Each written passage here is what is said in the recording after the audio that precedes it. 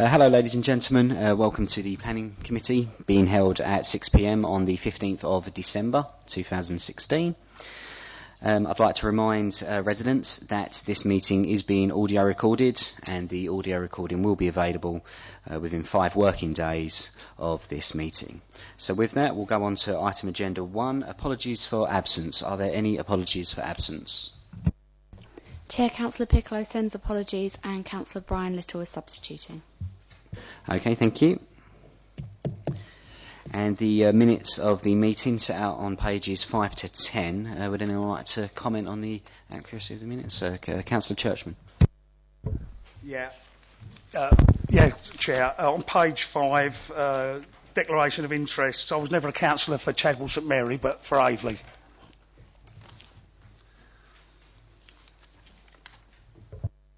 Fantastic. Is there any other comments on the minutes? No? Okay. Are the minutes agreed? Agreed, yeah. Cool. Item 3, items of urgent business. There are no items of urgent business. On to item 4, declarations of interest. Are there any declarations of interest?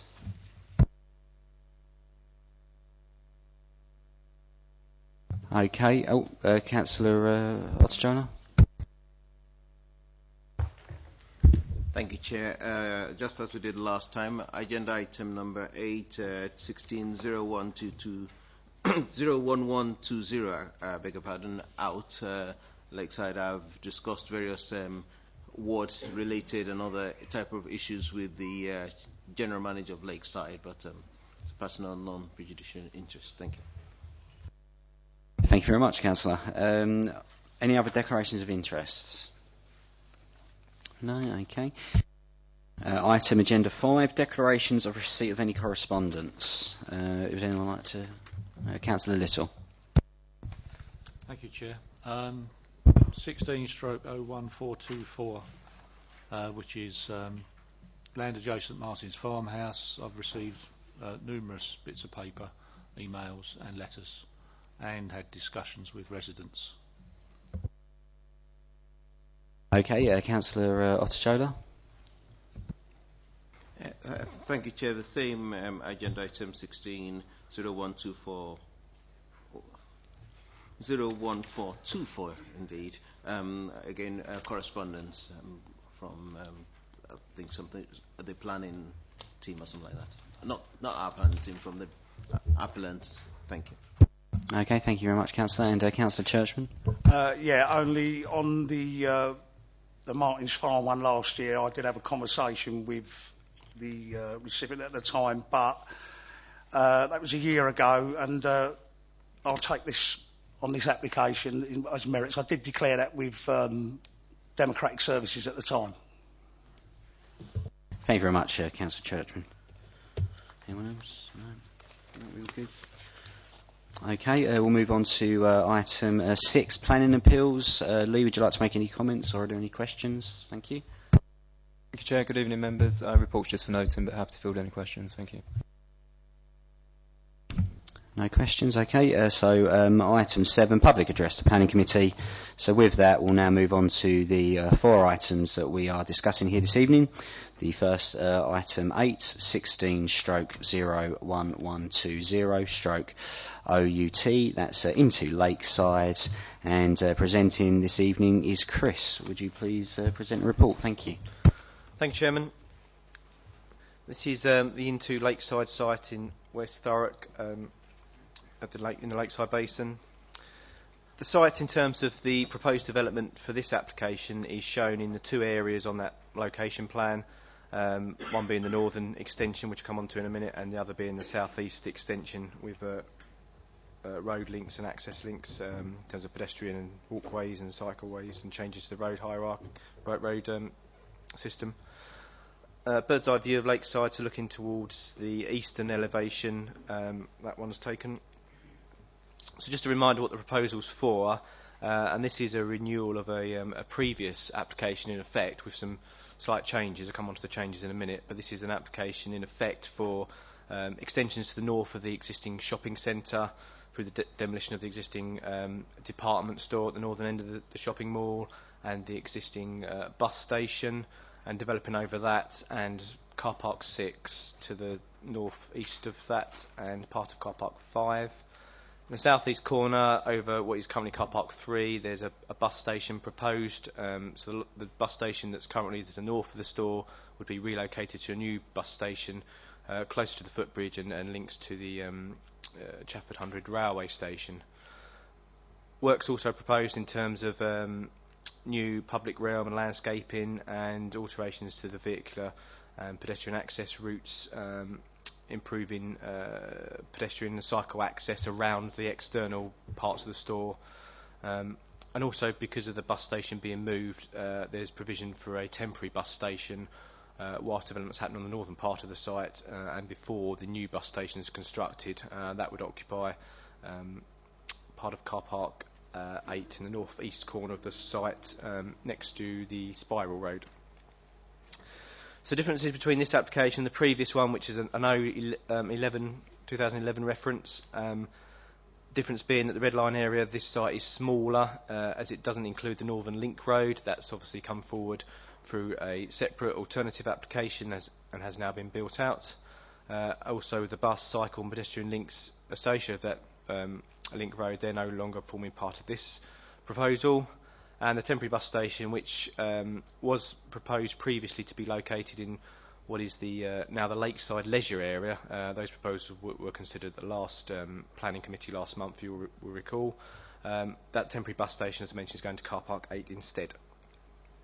So this is the existing layout of the sites, and those areas highlighted are the areas that are subject to change through demolition and reconfiguration. And this layout plan shows that in a bit more detail. There are a number of parameter plans, as they're called, through this outline application, as all matters are reserved. The actual details, final details of the actual layout, the scale, the appearance, the landscaping, and all the access arrangements will come through the reserved matters stage. That's the second stage process. But in terms of this application, what we're determining is the parameter plans, and this is a helpful one in terms of showing the siting of the development. So the northern extension shown there on the left of the screen, those references LSC1, LSC2, etc. They're all referenced in the report. And where the bus stations go, and the new bus station near the footbridge, there's some more references there, LSC 4, 4A, etc. And also those other coloured highlighted areas around the road are changes. For instance, on the left of the screen, that pinky reddy line there, which would run along the northern side of the existing northern road there, where there would be pedestrian and cycle links, again linking back to the northern link road to the west, but also as part of this development improving the linkages to the external elevations of where the northern extensions are proposed. The orange area in the top left corner there, that's the temporary bus station location. And towards the other side of the site, in terms of the southern side, there's again purple and red areas shown there where there are changes to the road layout there, for instance, to where the bus station is going. That's currently a 4-lane carriageway there, two lanes coming in, 2 lanes going out. As it currently stands, that would be changed to 2 lanes to allow for the bus facilities with a turning area there in terms of a filter lane. And around the southwest of the store, again similar to the leisure scheme we considered last month, changes to the road network there in terms of reducing it from 4 lanes to 3 lanes and creating that pedestrian link around there. This shows a bit more than what the leisure scheme showed, but the linking right up to the boardwalk in terms of the existing site. Now, there are a number of indicative layout plans and plans shown through the design and access statement of this application, and this helps provide a clear indication of what the site could look like. As I say, they are indicative, but it gives you an idea of, as you can see there, where the proposals show the development. So that yellow box shown on the left there, that's a new multi-storey car park, which is replacing car park 6 and will provide parking for this development.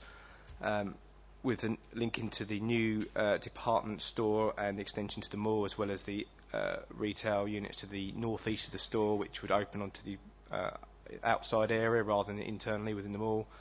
And again, some areas where the bus station shops are proposed in that location too. So from the aerial perspective or satellite image, that's what this area currently looks like. And here are some photographs to show the existing department store and car park 5. That's looking north towards the northern chalk walls of the Lakeside Basin. Again, some more photos. Bottom left is the road that goes around the northern part of the site. So indicative layouts in terms of zooming in closer at the extension to the mall.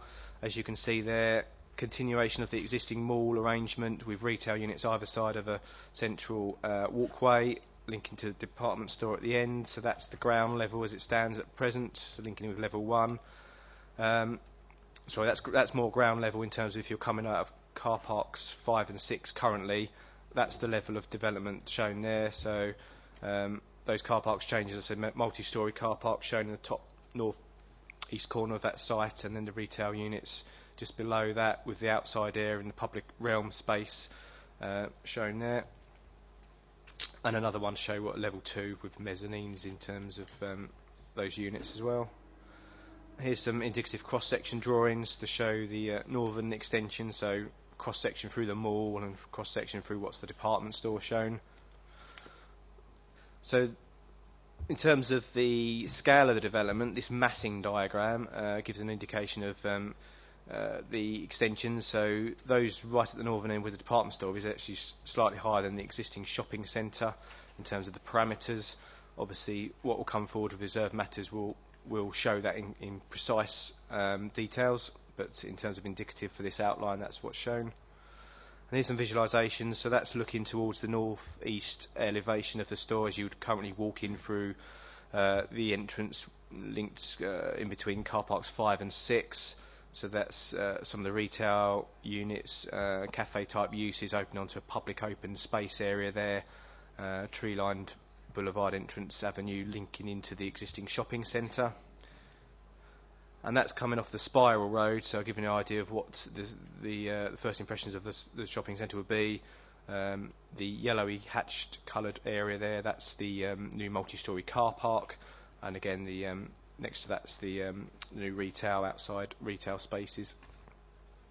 So view indicative one of the internal mall, again similar to what's existing. In fact, the next two pictures show how it is currently. Moving to the south-east part of the site, so near to where the footbridge is that links to the station, we've got the new bus station being proposed here with 8 bays as shown. There'll be a covered unheated concourse area where passengers can come and obviously buy tickets and enter the bus, their buses through that path and exit the buses through that area. More shops shown there, potential for a convenience store also shown, and importantly they're showing a covered route from the actual shopping centre to the footbridge. So currently, as you probably experienced, you have to walk outside to get to that footbridge, but this would be a covered link right the way through. And there's an aerial photo to show what that looks like at present. And again, some photos of that surrounding area, existing road network, common space where the bus station would go, and some visualisations of what that might look like. It's a very modern design, like with the earlier visualisations you saw for the northern extension. So really modern in terms of updating the shopping centre, but again linking in with the leisure designs, the modern designs there that have also been approved with reserved matters at the last committee. Just to show the temporary bus station location, top northeast corner of the store, and that's part of it on car park 8. And there's some more to show the new bus station and more importantly the linkages through. As you can probably work out, there's a footpath that goes round, dual footpath cycle route that goes round linking to the southern part of the site and existing footpath arrangements. And again some photos to show where works would be proposed. So definition of the new footpath pedestrian route would actually significantly improve this area for pedestrians. Again, linking forward to the boardwalks, so again similar to the proposals, in fact the exact same proposals in terms of the changes along the eastern side of the lake there, where the road changes from 4 lanes to 3 with a dual cycle pedestrian walkway and landscaped area. There's also a platform area shown, that's number 5 there. Again some photos of that area. And just to recap really on what was approved last month, this is the master plan for the leisure scheme. So that's to the to the west of the store, in between the cinema, the 2 multi-storey car parks, the west of the shopping centre, and up just north of them, M&S. So to summarise, this proposal would lead to new, additional, improved retail facilities, help maintain the Lakeside's position as a regional shopping centre. Lots of economic benefits, obviously further business rate through the new businesses that move in there, and lots of job creation in terms of 3,700 employment opportunities there. Also that includes the employment opportunities through the construction process, high quality modern design, better location in terms of a transport hub, so the bus station linking with the bridge and the railway station, much more accessible and user friendly for those that get off the train, may not come to the shopping centre but can get on a bus much more easily than having to walk all the way around like they do at present. The improved pedestrian and cycle links I mentioned, and as you'll see in the recommendation sheet in the report, there's a number of planning conditions, but there is also a list of section 106 improvements, similar package to the previous one, only that we don't have the Northern Link Road in there with that one, and the works that was also proposed previously for the M25 junction 30 has happened already, so that's not part of this application either. But the application is recommended for approval. Chairman, thank you. Thank you very much, Chris, for that presentation. Do we have any questions? And could we speak up a little bit when we're talking? A few of the residents are having trouble hearing, so if we could almost shout into the microphones, that'd be great. Thanks. Any questions? Councillor Otajola. Very small microphone. Thank you, Chair. Thanks, Chris, for your presentation. Can I just start by asking about the employment opportunities? 3,700 is what you suggest this improvement will bring. What is the expected sort of transport links or means of accessing the site? Is it anticipated that most of these will come by car, by train, or by bus? Well, the application includes a travel plan, so that would be implemented as part of the development, more probably for the operational side of the development. So when the development's built out, staff, employees that would work within the units, the retail units, they would obviously have to look at that travel plan, and that's promoted through the shopping centre. There's one already in place, but it's obviously going to be one as well for the new development. The construction process, there's 2 compounds proposed as they're listed in the report. The main construction compound would actually go on the coach park, so people would have to, construction works and that would visit there and have a shuttle bus to the store, so that wouldn't occupy any of the existing car parking areas, and also reduce obviously further vehicles coming into the Lakeside Basin area if they're the coach park area, and they'll link to a satellite compound which is in the northern extension area, so that would deal with the construction worker process rather than construction workers coming into the site, adding to the traffic to the roads and parking within the in the area. They're parking outside of the complex area and being shuttle bussed in. Thanks for that. I, of course, very welcome the suggested number of jobs. It's very welcome, something that is actually needed in the community in Thurrock, and so that is very welcome in these days of recession and things going on. What I'm trying to establish is whether maybe the travel plan itself, of course, would that, or is there anything in place to encourage more use of public transport, less use of cars.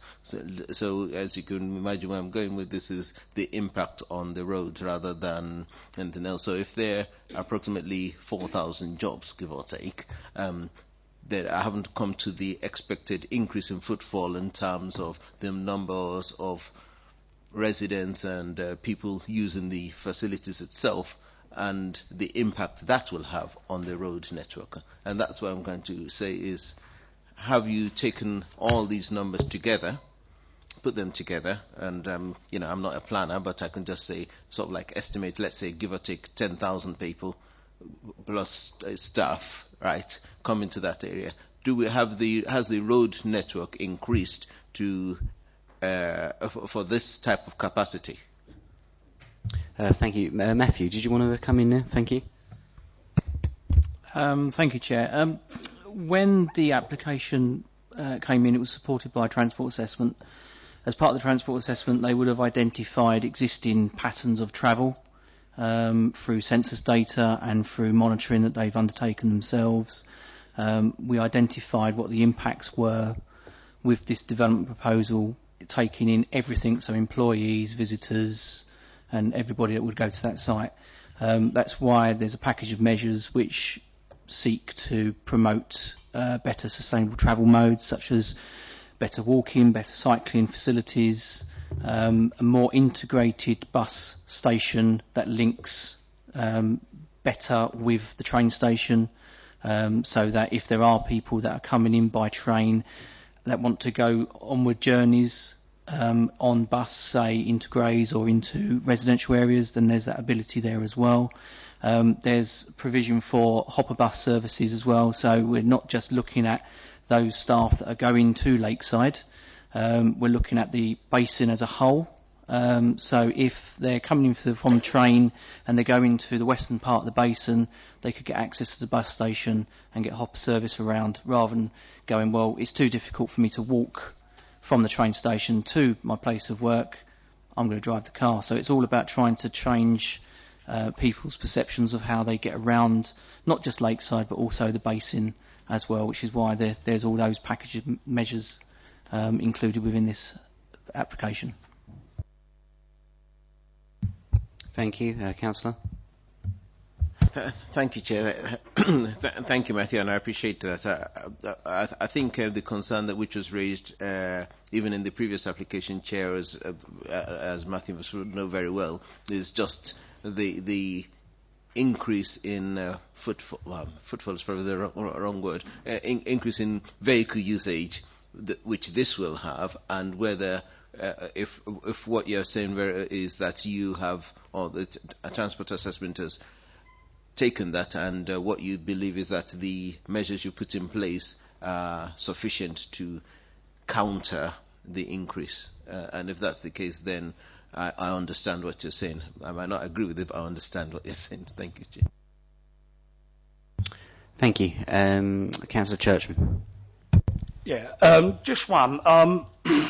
On page 39, 6.39, as you know, we've talked at great length over the roads, but I've got this, one of the questions is it says if car parking charging was introduced, it would be needed to basically to cross the entire Lakeside Basin. Are we going to do car charging on Lakeside now? Chris, thank you. Through the application process, the applicant into Lakeside have advised that it's not in their interest to run any parking charging for this for the shopping centre itself. I mean, they haven't got control over the wider Lakeside Basin, but they've identified the reasons why it's difficult for them to introduce parking charges now, and obviously in competition to other shopping centres across the water, Blue Water for instance, they don't have any parking charge regime there. The concern is there that it might impact upon the shopping centre and obviously economically as well. So it's their view they're not looking to introduce car parking charges for the shopping centre car parks. Councillor Baker. Chair. Getting back to Councillor Ojitala, his remarks with regards to the routes and whatever you going to Lakeside. Is there any chance of any chance of relieving or a bit of relief for the B186? We all know that traffic should stick to the M25 and come off the Lakeside junction, but there's an awful lot of traffic that veers away from there and cuts through to the B186. It all builds up from Ford Place and from then on to Lakeside and even going through to North Stifford. B186 this evening. It took me ages to get out of there. I actually live along South Road, and it's just getting worse. Got a bit more here. A lot of traffic when I pull out of my drive, and I'm going to go to Lakeside. The traffic in front of me is going to Lakeside, and traffic behind me is also going to Lakeside. It's just wondering, is there a possibility of getting a bit of relief for the B186 with this? Thank you. Chair. Chris or Matthew, if you wanted to. Pass that one to Matthew if you could assist on that one. Thank you. Thank you, Chair. There are some quite acute issues with the B186 and the through traffic through South Ockenden in general. What we've identified through traffic modelling is that if there is a problem on the M25, people tend to get off at the A127 junction and then go to the first junction off the A127 to cut through, rather than going a little bit further afield on a more appropriate road. It's somewhat outside the remit of this application because it's not considered a regular occurrence. It tends to be when there's congestion points on the network due to other factors other than lakeside traffic. We are looking at that as part of our transport development team within the capital programme under the freight management part of the integrated transport budget. So we are looking at that, but in terms of this development, it could be considered unreasonable to require them to make changes to the highway network that are somewhat outside of their control and doesn't really directly impact on the highway in this regard. Point taken with if anything happens to the crossings, and if anything happens on the M25, I do agree with that. It does get gridlocked all over the show, all around the borough. But believe me when I say this, when you don't even get that, right, you still get an awful lot of traffic going through B186, getting to Lakeside, even when there's no trouble with the bridges or the crossings. Get an awful lot of traffic. It builds right up from where I live, sometimes to the Ockenden village, right way through, again to Ford Place, carrying on going down into Lakeside approach, and then on. It's getting bad, it really is. Thank you, Chair. Just one more thing. A relief road or bypass would be wonderful. Thank you. Councillor Little. Thank you, Chair. Just a couple of questions really, and some of it's about who drives certain things. You mentioned modal shift, and the expectation is that you reduce the amount of vehicles coming into here by allowing people to do things in a different way. In terms of cycle links, is there some sort of a cycle storage area there for people that's been planned so that people can actually park their bikes at Lakeside? And if that is not the case, can we make sure that we have something included in the proposal that allows for something like that to happen?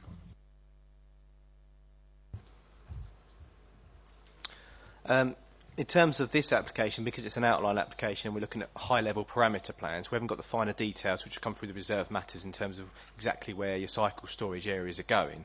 The leisure scheme that came forward last month, being a reserve matters, had the detailed layout of the scheme and showed 2 cycle areas for that new extension, obviously in addition to whatever cycle provision there is currently at the store. But in terms of this future application, in terms of the reserve matters, should this one be approved, then obviously cycle provision in terms of storage is obviously a key consideration, and obviously in terms of the upgrades to the pedestrian and cycle routes being proposed around the store is obviously necessary as part of that.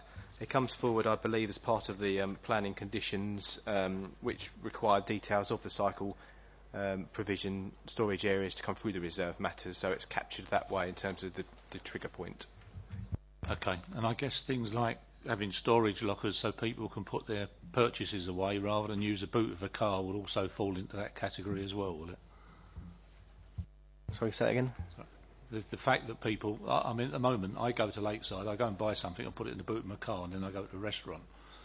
If I'm travelling in and I do my purchases, I've got nowhere to put them. I want a locker to put them in. I don't think there's much at Lakeside at the moment that allows me to do that in significant numbers. I mean, if we're talking thousands of people doing things in a different way, we need to have something slightly different. And is that going to go into reserve matters in the future as well? that level of detail would be something to be considered through the reserve matters in terms of the layout plans that come forward in the future. Okay, thank you. And just one other point.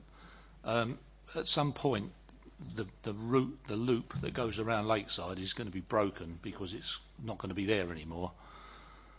How confident are you that we've got the project that's going to deliver in the stages necessary not to gridlock that place out as soon as somebody starts to do some work over there?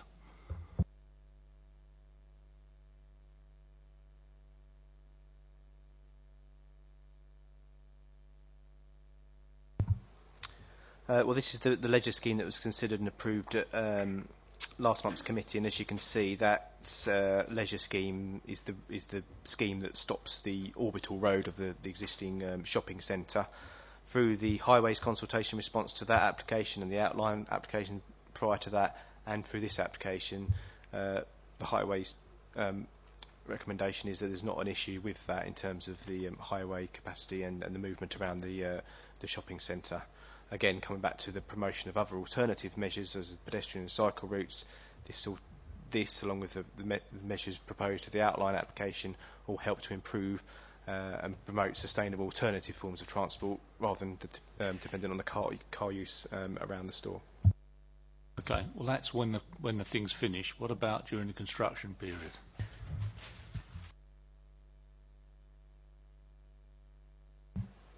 Well, the leisure scheme would come forward first, so that would result in changes to the road layout straight away. In terms of the other side of the store, that would remain as the same until that part of the scheme comes forward, which would be in the future following reserve matters and a proposal approval of the planning conditions. So it's a phased process. It's a phased development process. Thank you. Okay, thank you. Any further questions? No? Okay, Chris, I just had one. Obviously, it follows on from Councillor Little's points. First off, in relation to net car parking figures, are we correct in that whilst we're losing some base level car parks with the addition of the new multi-storey, the whole basin should stay the same? And then will the car park in the corner, which is closed, will that be open pretty much as soon as possible? And then Matthew, in relation to the loop being cut off, I believe you made some comments last month in the fact that actually the loop wasn't used as heavily as we thought. Could you pick up on those points?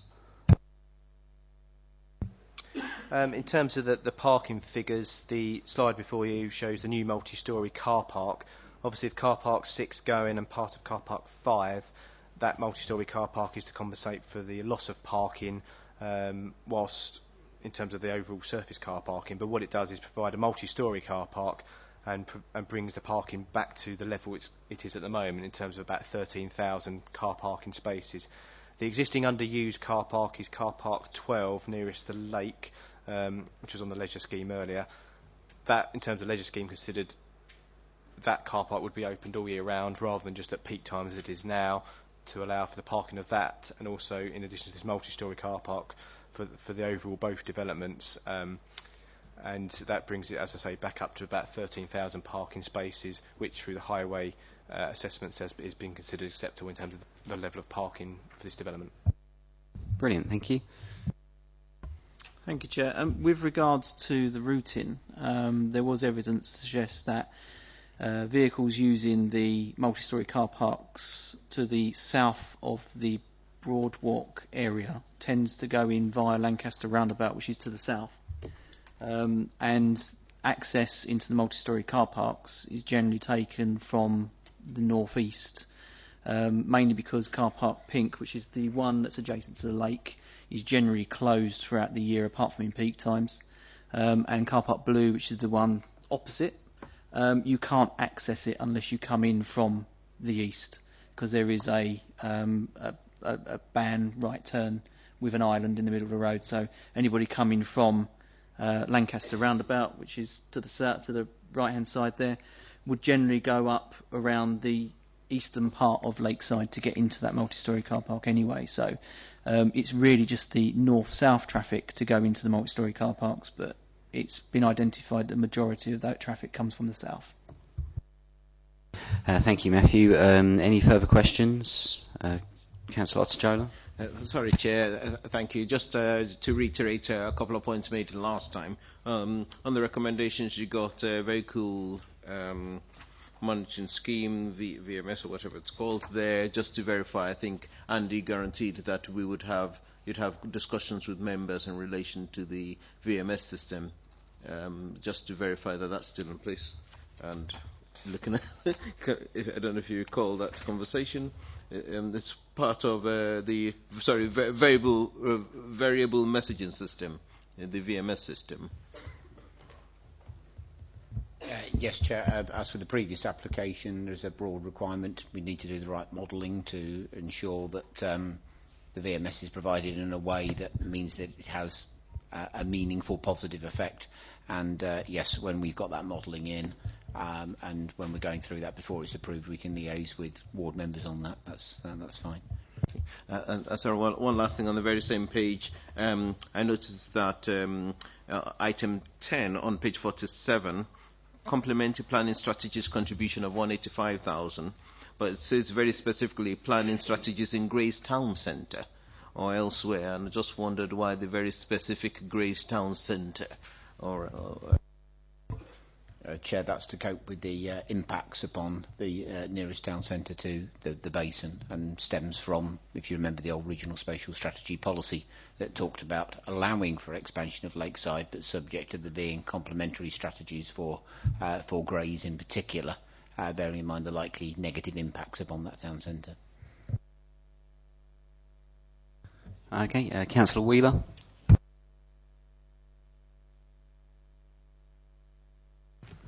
Thank you, Chair. Yeah, I do go to Lakeside probably 3 or 4 times a week, and I've noticed a lot of traffic's not coming from Lakeside, as Councillor Baker was saying. I've seen it's coming from Aveley Village down to Ford Place, through North Stifford, and back onto the A13. So it must be coming off the A13 at Wennington, and I'm looking down and I can see that the A13's clear, so I don't know what the problem is, why they're coming that way. I can't understand. And a lot of the blame is for loads of times I've been to Lakeside and it's nearly been empty, but I've come up onto the old A13 and I'm stuck in a traffic jam. So there's got to be other reasons other than Lakeside for the traffic. I was just wondering if you've got any explanations for it. Thank you, Chair. I can provide an explanation for it, and it's mainly because of Highways England's A13 widening and M25 works. As you know, it's been going on for over 12 months now, and we did see a very high number of traffic diverting off the A13 and M25 to avoid the restricted roads and the queuing traffic. Those works are fundamentally done now. The A13 is complete. The M25 is wrapping up. Highways England, I believe last week, sent out a communication to say that the works are now complete, but they were complete for a while and people didn't know about it. So they're automatically diverting off to avoid it. We're starting to see that change, but it will take a few months for it to occur to go back to the normal levels again.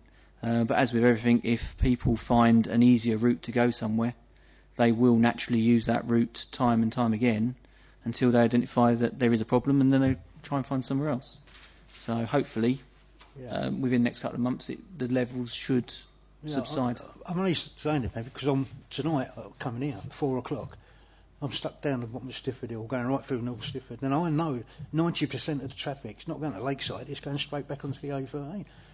I can't see where they're spending time in the traffic there instead of sitting on the A13. Is there anything we could do about it? Alternative routes or certainly to keep them on the A13, such as variable messaging servicing. Putting signs out saying that route's clear, or whether a route is blocked, to do you really need to go that way. That's something that we are looking as an authority for the future getting smart systems in place, but it's a long process. We need to do modelling. We need to identify where the critical points are. I understand it's being picked up with the congestion task force with Highways England, so it's something that we're looking to roll out in the future. Excellent. Okay, if there's no further questions, I'd now like to invite the speakers down.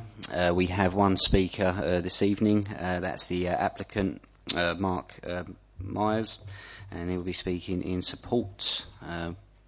Mark, if you'd like to pop down.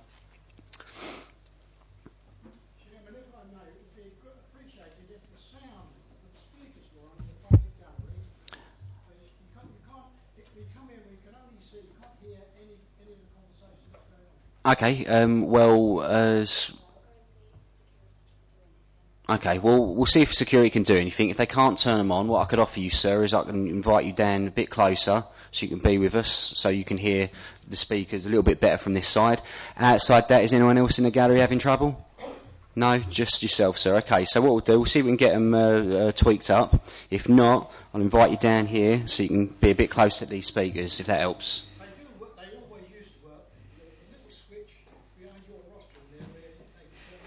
Okay, all right. I'll have a look. But as I said, if it doesn't improve, you're more than welcome to come down here. You'll be directly above a speaker. Thank you. Mark, if you'd like to carry on. Chairman, I'll try and speak audibly. Thank you for the opportunity to address the committee this evening. My name is Mark Myers and I'm the General Manager of Into Lakeside. You may recall I also addressed you last month in relation to our forthcoming leisure development at the centre. The next few years we hope will certainly be exciting times at Into Lakeside. The application before you tonight is a renewal of our outline permission granted in 2013 to extend and enhance the retail provision at the centre. After that permission was granted, Into chose to focus on the delivery of the leisure proposals in advance of bringing forward the additional retail floor space. However, it is very important to the future success of Into Lakeside that the outline retail extension permission remains in place, which will allow us to work with existing and prospective retailers to bring forward detailed proposals for the new floor space as quickly and efficiently as possible. The retail extension is therefore planned to follow on after the leisure extension is built to avoid operational disruption. However, securing the extension to this outline consent now is vital to allow Into, the largest employer in the local area, to have certainty over investment plans going forward. We're very excited about the retail proposals and the benefits they will bring to the centre and the community here in Thurrock. Through this renewal application, we're planning to invest around £195 million at Into Lakeside, an investment that will deliver around 1,700 construction jobs, 2,900 permanent jobs, and a further 900 jobs supported indirectly in other local businesses. In the current economic climate and uncertainty, the need to create and protect future jobs in Thurrock has rarely been greater. As part of this application, we will also bring forward very substantial improvements to public infrastructure, including a new covered bus station, funding for a hopper bus around the basin, and significant improvements to pedestrian and cycle links, including a footbridge over Alexandra Lake. These improvements are in addition to the improvements delivered by the leisure development and will encourage more visits to and movements around the basin to be made by modes other than private car. The committee report before you tonight provides a thorough assessment of the proposals, and we welcome your officer's recommendation that outline planning permission should be granted. This will provide us with certainty and will enable us to continue to invest into Lakeside and Thurrock. When combined with the leisure scheme, these developments and their associated infrastructure and public transport improvements will go a significant way to meeting the core strategies, a long-held aspiration of transforming the northern part of Lakeside Basin into a new regional centre.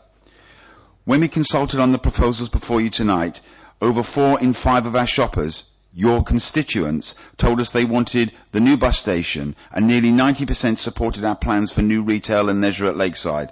This is a huge boost of confidence from our shoppers in what we bring forward Into Lakeside. And finally, to sum up, we're absolutely committed to the future of Into Lakeside and to Thurrock.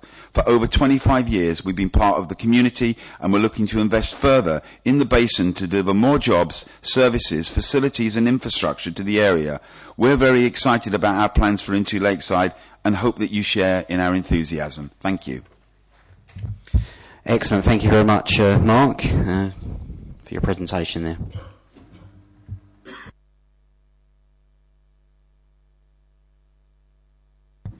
Okay, so based on that, are there any further questions? No? Okay, so we'll now open the item to debate. Would anyone like to start debating this item? Councillor Otajola. Chair, thank you very much. And if I might...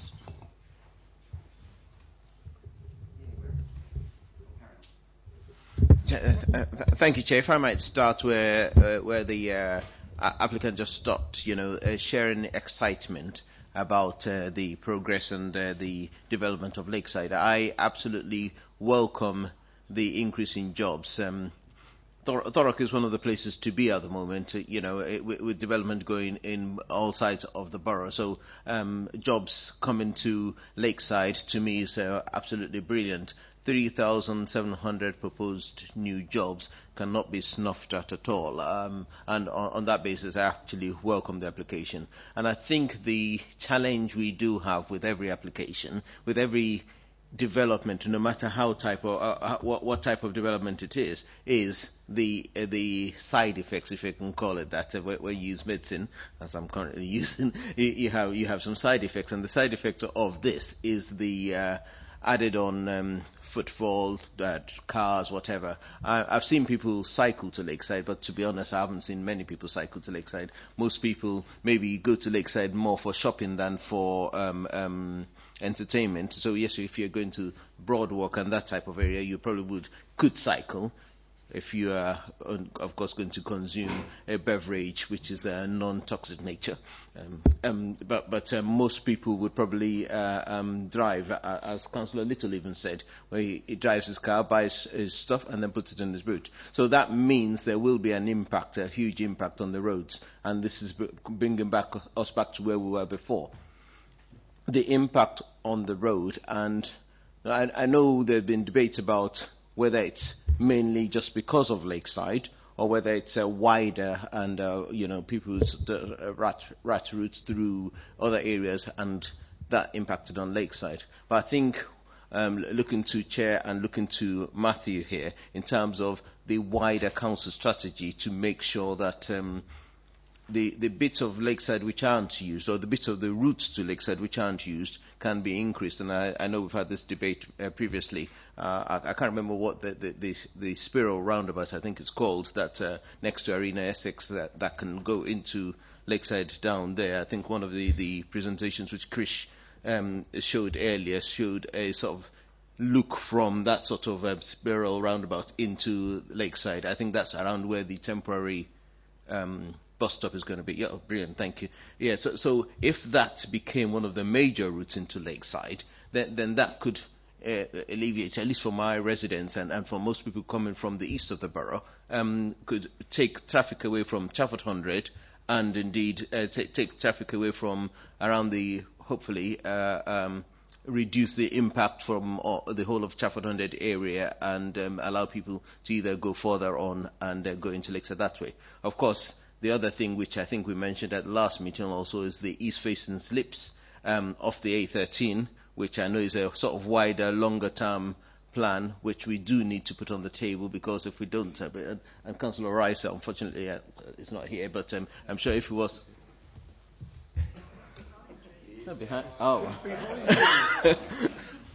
It is pantomime season. I think we, as mentioned at the last meeting, we would agree that we need to have those schemes in place to ensure that overall the impact is reduced. So it's one of those things. I welcome the application, and Chair, I will be supporting the application tonight. I think I'd love to see when we get to the next stage the details of the variable messaging system, the more details about the impact on roads and what we're doing to trying to reduce those impacts.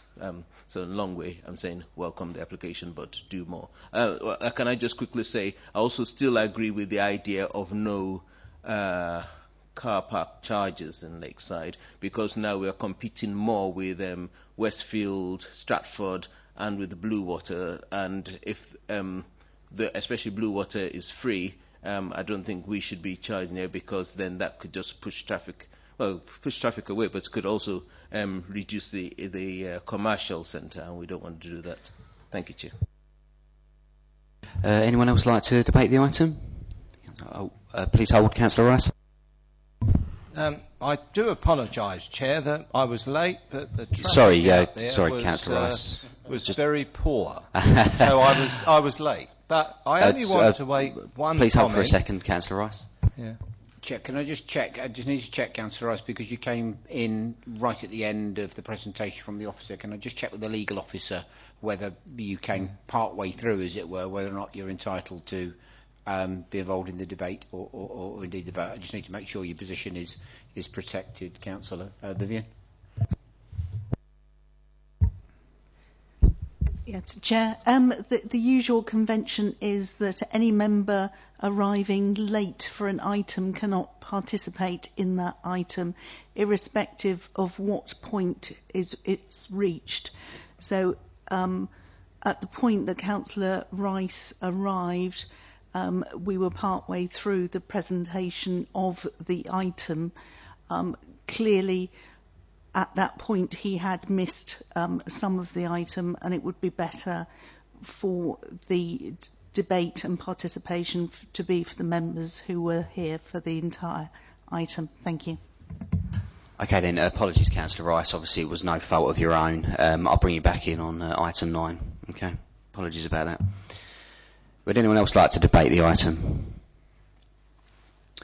No? Okay then. So with that, there is a recommendation on this item. That's on page 46, 8.0. And the recommendation is to approve, subject to the following, set out on pages 46, 47. I'd like to propose that recommendation. Would anyone like to second it? Councillor Churchman. Okay, so all those in favour of the recommendation, please raise your hands. Okay, and that's unanimous.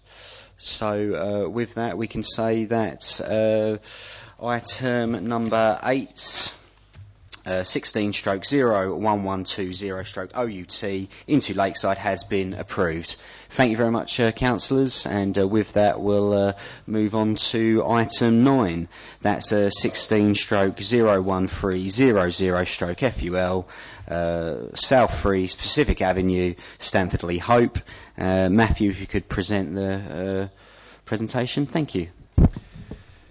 Thank you, Chair. The item before you is an application seeking temporary permission for a maximum 10-year period for a lorry park, and the purpose of that lorry park is to support operations at London Gateway. So that's London Gateway Port and London Gateway Logistics Park, and the proposal is for up to a maximum of 441 lorry parking spaces. So if I go through the presentation, that's the site before you. For reference, if I can get the pointer there, there's Corringham, Stamford La Hope, A13, top left there. Manaway sweeps in from that junction just there, and that's the old Shellhaven site, now London Gateway Logistics Park, and you can make out the works there to create the new port, and the two operational berths are at that end just there.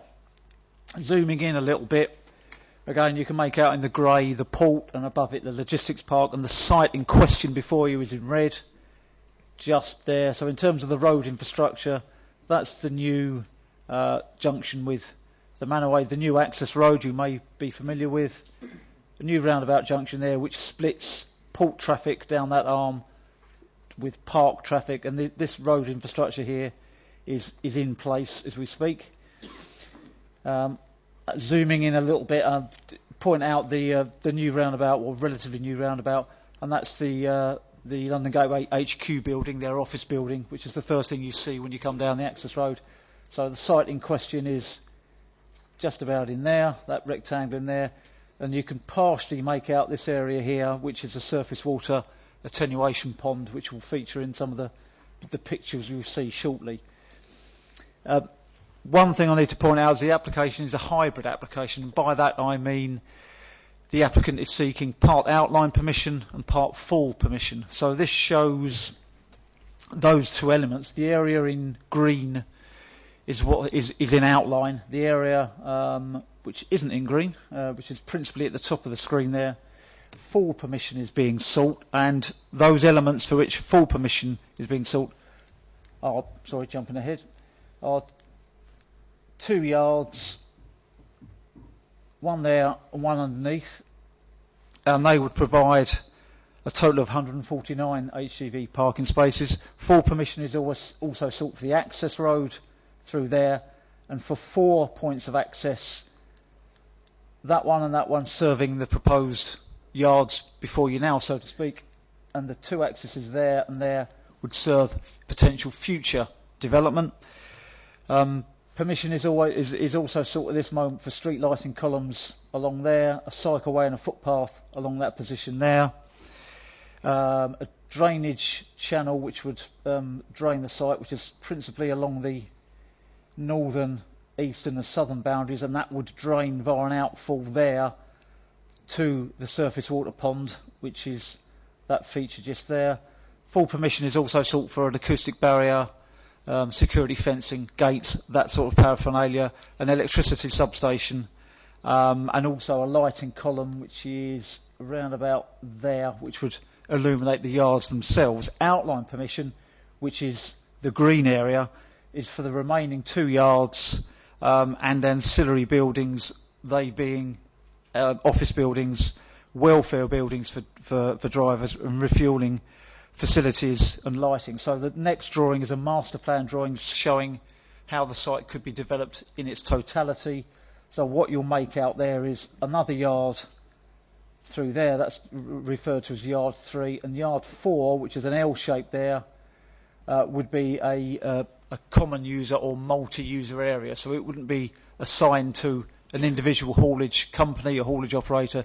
That would be general purpose parking for overnight stays for drivers who are using London Gateway. I've mentioned full permission is sought for an electricity building. Well, that's the electricity building. As exciting as it gets, I'm afraid. Landscaping proposals. There is some proposals for landscaping along that boundary there, and also some landscaping within the drainage area. And you'll make out here existing landscaping around the drainage pond, so it would tie in to the existing port infrastructure and park infrastructure. A number of pictures that's looking, obviously you can make out partially the existing access road has been constructed, but it would continue off there to the bottom left. So the site in question is off there, middle and top left there. That's the site looking west to east, so that's the existing office building. And you'll make out the site here. Apologies, I was looking into the sun that day, so it was a little bit dark. But you can make out some material which has been deposited there. That's from the dredge associated with the construction of the port. So the land has been surcharged, and I should have mentioned that land raising operations and levelling operations form part of the proposal. Again, similar view. You can make out the change in levels, and again the view towards the office building in the distance there. That's looking more towards the port, so towards the river. Again, the existing access road, which would be continued southwards. So the site is there, off there towards the right-hand side. And finally, that's looking from within the logistics park itself. So you can make out the surface water pond, which is already there, and the site is middle distance there. And you can make out some of the containers within the port itself against the skyline there. In terms of the issues, in terms of planning policy, the core strategy policy, a number of core strategy policies actually explicitly support the promotion and provision of a lorry park at locations in Thurrock, including at London Gateway. So this would be policy compliant in that respect. And it's also worth mentioning that the Section 106 obligations on London Gateway as a port operator include an obligation for them to pursue a lorry park. So again, it's a tick in that box. In terms of highways implications, the impact of HGV movements have already been assessed, and that's through the port and through the local development order, which the council adopted 3 years ago, just over. And so the only impact we are looking at tonight is the impact of car trips on the network, as HGVs in effect have been already accounted for. The impact of the additional car trips is considered to be negligible. In terms of ecology, if I backtrack a little bit just for information, the site is located close to a European protected site. That's the Thames Marshes SPA and Ramsar site, which is at its closest point just in there. So it's about 100 metres or so away. Now, that being the case, the habitats regulations apply. So that's European legislation which has been carried forth and applied in the UK legislation as well. And so there is a requirement before you tonight to have regard to potential impacts on that European interest and to undertake an appropriate assessment. Now, we've consulted with Natural England, they're the appropriate statutory body. They don't have any objections subject to conditions which are set out in the report.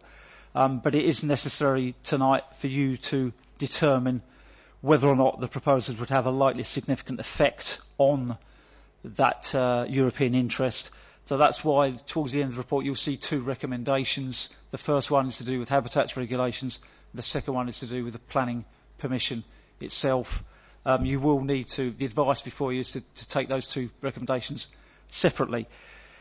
In terms of other issues, design and layout, the impact could be controlled by conditions. There isn't a lot of way in new buildings, as I said, offices, welfare buildings, that sort of thing, street lighting columns. It wouldn't have to be a significant amount of built development, and they can be controlled through conditions. Similarly, with ground conditions and contaminations, we're suggesting a planning condition.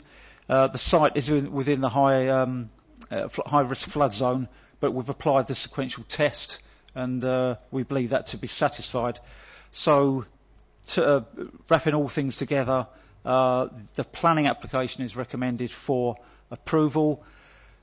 Two housekeeping items in terms of planning conditions. At page 98 of the agenda, planning condition 15. We've had a look at that, the wording of the first two lines, and they're a little bit unclear. So what we're suggesting is that the first line and the second line up to the applicant is struck out and is replaced by the wording from first operation and thereafter at all times. The haulage yards and common user lorry parking area are operational, and then it follows on, the applicant shall undertake ongoing monitoring. So that's to do with traffic monitoring going forward. And then similarly on page 98, we're suggesting at condition 16, the third line, about halfway along, we're suggesting that the wording including a pricing regime is struck out. Now the reason principally for that is because it's a temporary use, and also we're not quite sure whether or not that would pass the test of being absolutely reasonable or necessary. So they're the two suggested amendments to conditions. But again, just for reference, there are two recommendations before you. The first is to do with habitats regulations. Suggestion is you take that one recommendation first and then move on to the planning recommendation, which is recommendation B within the agenda. Thank you, Chair. Excellent. Thank you very much for that presentation. And we'll now open it to questions. Are there any questions? First, Councillor Churchman, then Councillor Rice. Yeah, thank you very much. I've got one particular issue. This is keeps coming up time and time, considering my ward is in Stamford. As you come off from Assingate, which is the South End Road, up towards Corringham, you've got a slip road that comes up onto the Manor Way. Now, we are continually having lorries parking there. Now, I come up there yesterday morning. If you look from the A13 coming up to Corringham, you'll see a slip road that goes down to Corringham, then a slip road that comes up back onto the Manaway towards, you know, the DP port. Now, I've mentioned this on many occasions, that lorries are parking there. Can we have some sort of assurance that, you know, we're going to stop them? Now, this lorry parks there and enforce. Because I actually had to stop yesterday morning and people are actually, you know, this is supposed to be a slip road, but they're parking there. So I literally had to stop and wait for the flow to go through. Now, this is not just me, but this has been mentioned to me many times, and I think I've actually brought this up to the portfolio holder, that we really need to keep a check on lorries. So now we're getting this lorry, if we're getting this lorry park today, that we need to enforce to make sure that lorries have got no excuse not to park in that slip road, because I think it's only a matter of time before there's going to be an accident. Matthew, would you like to answer that? Thank you, Chair. We've recently consulted on an extension of the urban clearway on the Manaway to include the slip roads both on the north side of the Manaway and the south side. So the slip road down to Dunstable roundabout and the slip road down to Victoria Road roundabout. And that's also including other areas such as Gifford's Cross Avenue and Church Road to the east. That is coming into effect next week. So we'll be removing the existing signs and replacing new ones down there. So that should be dealt with by our civil enforcement officers and also by the police. Incidentally, we are applying for decriminalisation of the Manaway as it's an A road, so that the police enforcement will fall away and our CEOs can enforce the entire length of the Manaway. And we have a HGV parking team that go out and do late night enforcement as well. So next week the slip roads will be enforced, and then shortly thereafter we'll take control of the entire Manaway so we can enforce that to stop this inappropriate HGV parking. Okay, thank you. Councillor Rice. Yeah, mine is a similar question to Matthew. It's very welcome that we have this lorry park. They're long overdue. But what we now have on the A13, in those lay-bys, we've got operators leaving their trailers overnight. And I've seen this on umpteen occasions.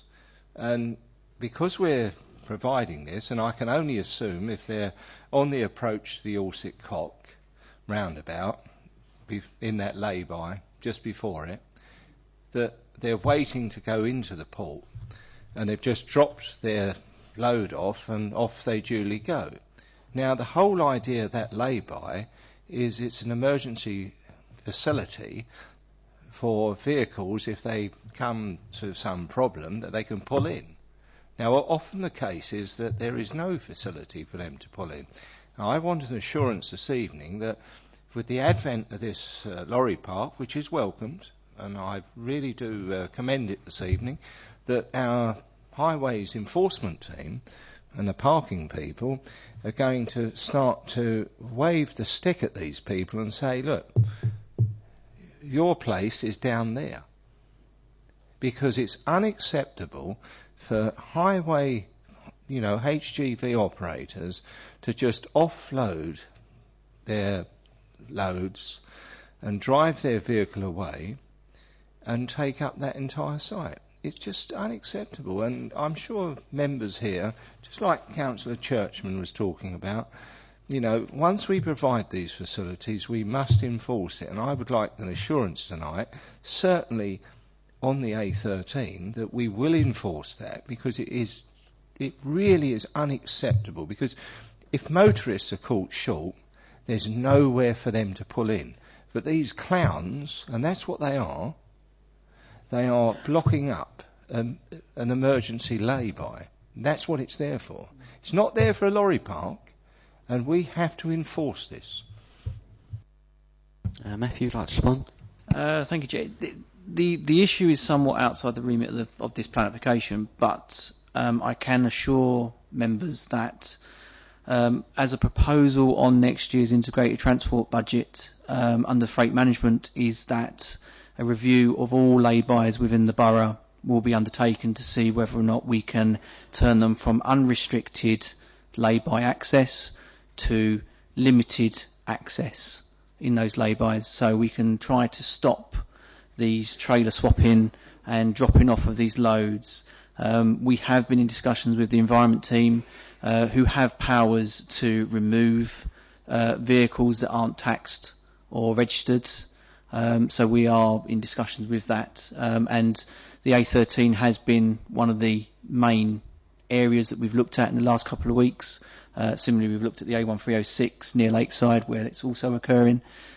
So the lorry park proposal will alleviate a lot of inconsiderate and obstructive HGV parking in the area, because if it's associated with the port, they have somewhere to go now, same as they've got with Tilbury Port. There is a lorry park down there as well. But next year we are actively looking at every lay-by to see if we can make changes to make enforceability a reality. Well, that is certainly welcome news, Matthew. All I can say is that there are yards within Thurrock that have places to be parked, and what they're doing, they haven't got sufficient parking spaces, so they're using these lay-bys to park their trailers overnight. Now, I think we need to get on top of that even before we get to this regulation, because that is unacceptable. They're not there for trailers to be parked overnight. That really is a point, you know. Okay, thank you. Councillor Little. Thank you, Chair. I think there's a couple of things that I'd just like to say. I know I'm not as the portfolio holder for transport and highways, but I believe the lay-by going up to the Alsip Cock on the A13 and the road widening scheme is likely to be closed after the road widening scheme's been done because of the issues there with that one. And the enforcement officers so far this year with HGVs have ticketed 3,295 times. So they are pretty active at the moment, and probably making a bit of money for us as well. In terms of welfare buildings for the actual place that we were talking about, for getting the planning permission for, are those welfare buildings going to be done before the rest of it gets completed, or is it in staged bits? Because I'd really like to see welfare sorted out first of all, because otherwise these, as just discussed, people will start travelling all over the place to go and get themselves a hot dog or whatever. Right, what the best way I can explain that is the drawing in front of you now, which is the full element, which if members were minded to agree the recommendation subject to compliance with the conditions, then construction could start imminently, doesn't show welfare buildings. It shows the access, so certainly the yards could be accessed, they'd be secure and they'd be lit, and there'd be the mitigation in terms of acoustic barrier, etc. I wouldn't necessarily see that the outline element would be an impediment to the delivery of those welfare facilities catching up. That would, in essence, that would be a question for London Gateway to consider when they want to bring those facilities forward. The master, just for benefit, so what the outline for the 2 yards 1 and 2, what does there? You notice these two or three green areas. They're the areas reserved for buildings, office, welfare, refuelling. I think it's a question of timing when those facilities come forward. Now they could come forward after implementation, and in fact operation of yards 1 and 2, as you see before you. But I don't necessarily see that. The way the timing would work, it would be an impediment. It would be a question for the developers how quickly they want to bring those forward, and they stand. I think I understand your point you're making about is it desirable to have yards operational without welfare facilities. I suspect that London Gateway and those potential occupiers of those yards pretty soon would want those facilities, because you'd have staff arriving, you'd have an administration function, you'd want a small car parking area for lorry drivers, and you'd want welfare facilities. So I think operationally and from a commercial point of view, it's 3 yards, commercial yards, which would be offered to haulier companies. I think as a commercial entity, London Gateway would want to make those yards attractive to potential haulage operators. So I would suggest it'd probably be in their own interest to bring forward those facilities pretty quickly. Exactly when the timing would occur, I can't confirm at this stage. Okay, thank you for your response there. Andy, did you want to pop in with a bit more information? Yeah, just in summary and thinking this one through, Chair. I mean, fundamentally, you couldn't insist upon those facilities being brought forward simultaneous with the phase 1, as Matthew shows, although clearly it would be advantageous. So I don't think you could construct a planning condition, because I don't think it goes to the root of it. That said, the applicant's representative is here this evening, and I'm happy to take up that conversation with them. He's clearly heard that desire to bring the facilities forward. So we can't insist upon it, but through discussion and negotiation we can see what we can bring forward, and I'll make sure that members are kept updated on those discussions, Chair, if the application is approved, of course. Okay, Councillor Little, if you'd like to continue. Thank you for that. And the only other thing that I wanted to ask, I know there was something about measuring traffic flows going past the road and things like that, but will this deliver for all the future demand that we've got predicted for DP World? Is this the park that delivers for that whole area, or is this a staged process and there may be more in the future? Yeah, within the port, what I probably should say, just to give members the absolute full picture, is that there is a small lorry park which we've referred to in the report. If I can find the relevant part, hang on a second.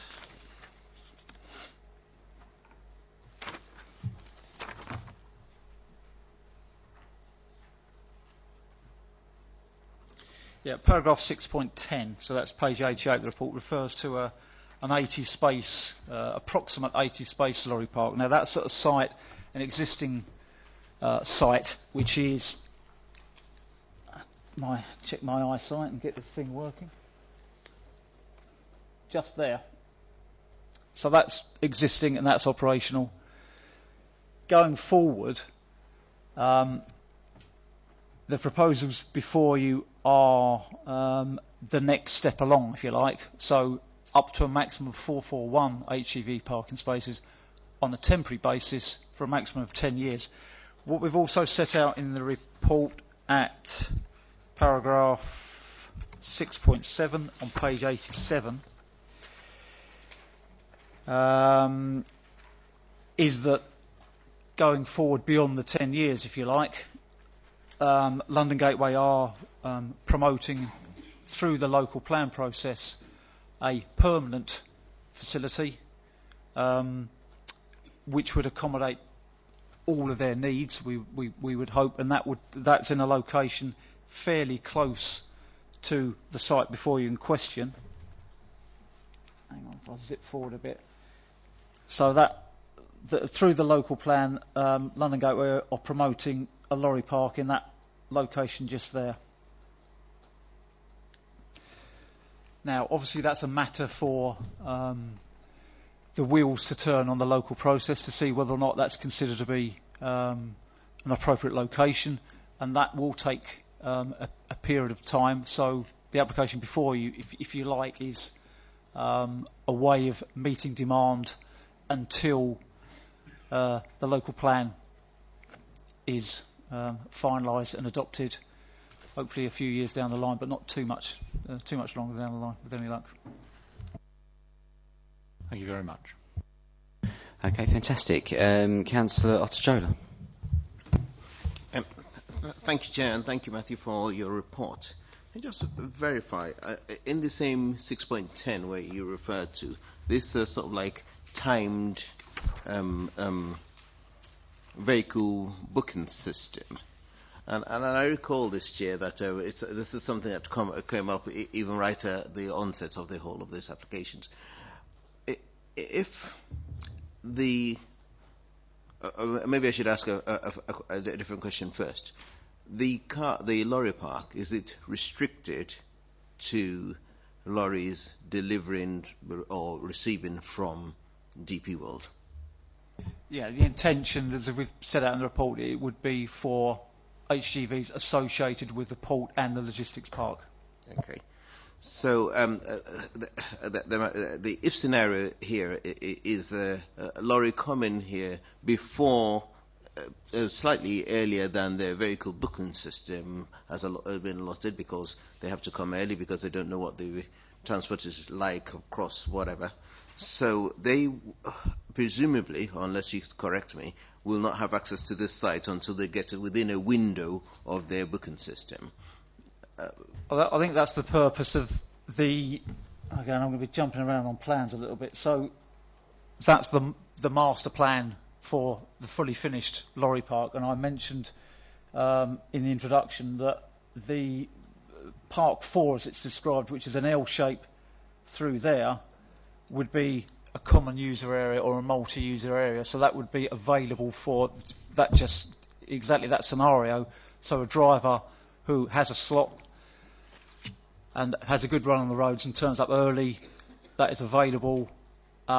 It's also, London Gate are under certain obligations, in terms of travel planning, in terms of their Section 106 agreement, to make sure that they're not putting too much traffic on the road at peak time. So it's an area where a lorry driver, if they turn up early, that's available to them.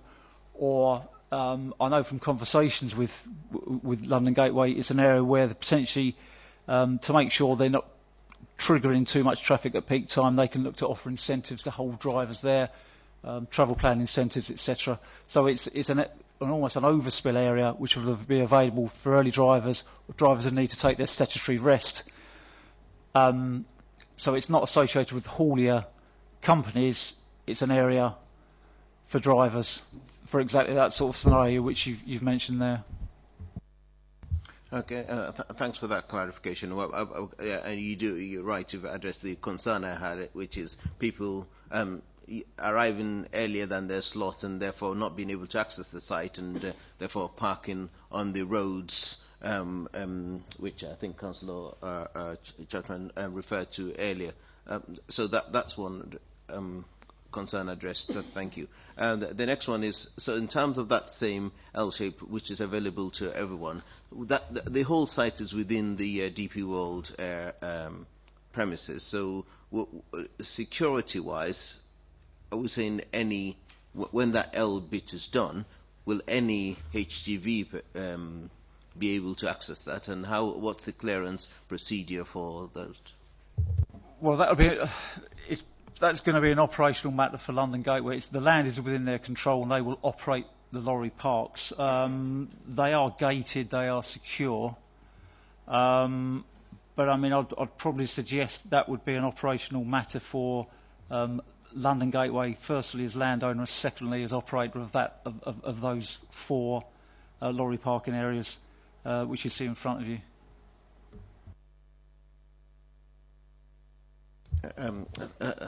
Chair, thanks, and thank you, Matthew. I think what I'm trying to verify is, so we, the council, the portfolio holder and his team, say to HGVs, well, there's a lorry park down there, you can go and park there.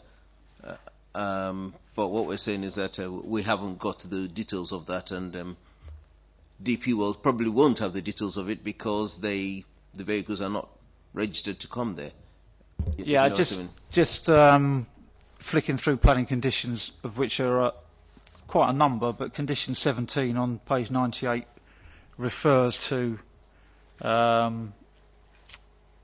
details of a parking management scheme. So I probably didn't give you the full answer there. Apologies for that. But in addition to the answer I gave, that condition can hopefully provide some clarity and some comfort on that point.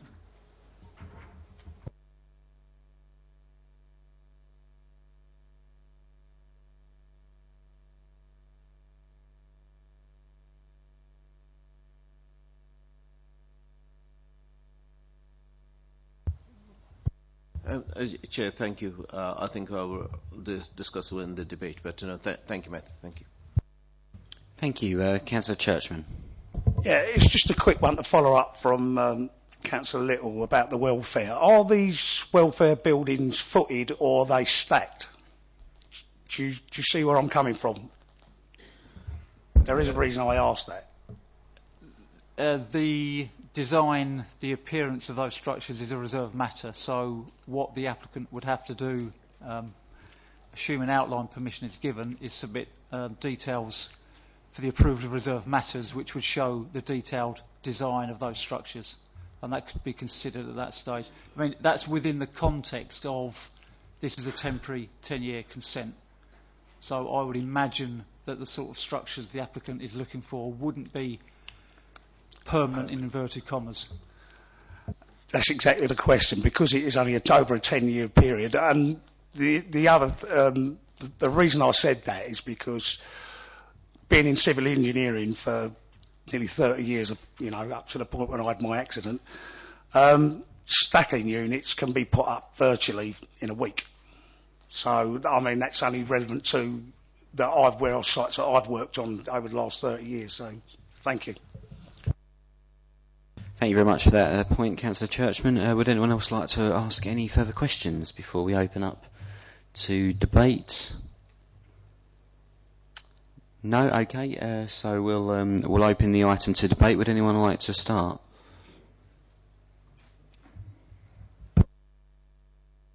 Councillor Tajoda. Chair, thank you very much.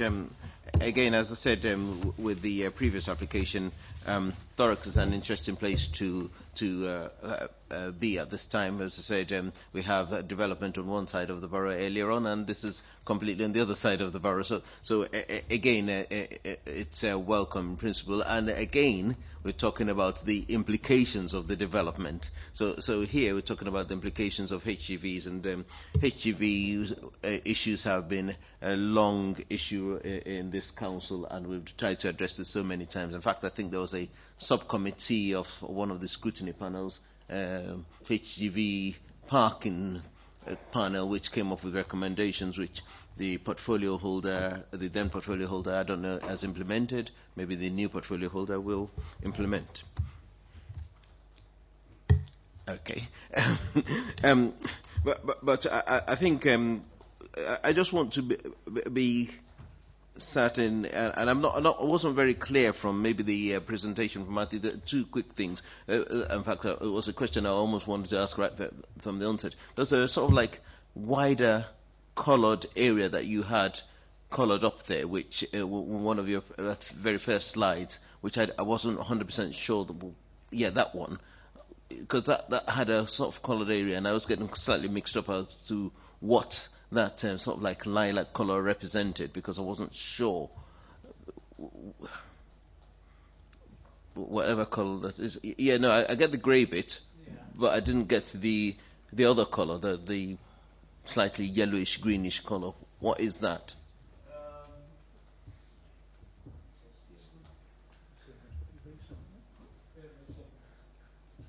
No, that the SPV site is the one in green border on the other side of the blue.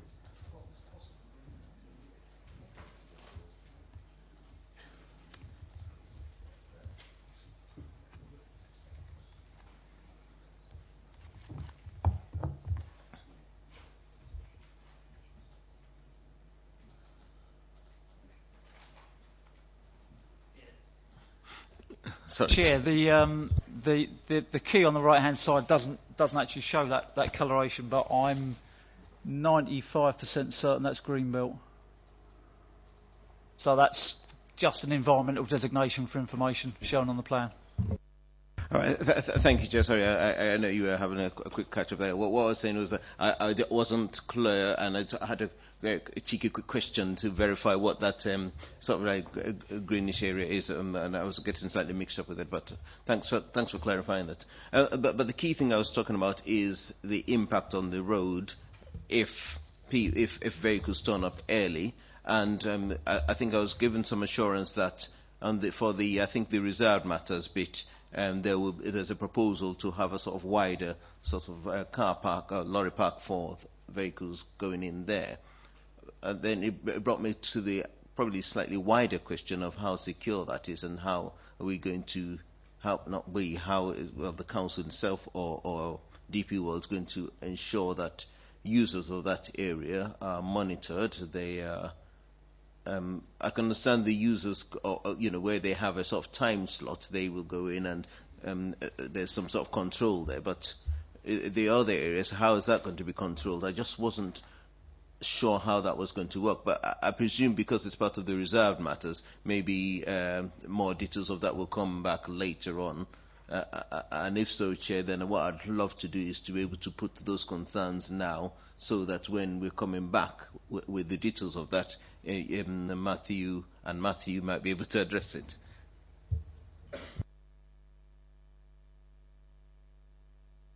Thank you, Councillor Joe. Did you want to make any further comments? Just to make the point, so that's the master plan of how the site could look a bit further down the line. So the point about the 3 yards, there we go, yard 1 there, yard 2 there, and yard 3 there, they're self-contained secure yards which would be operated by haulage firms, by haulage undertakers, and operators similar to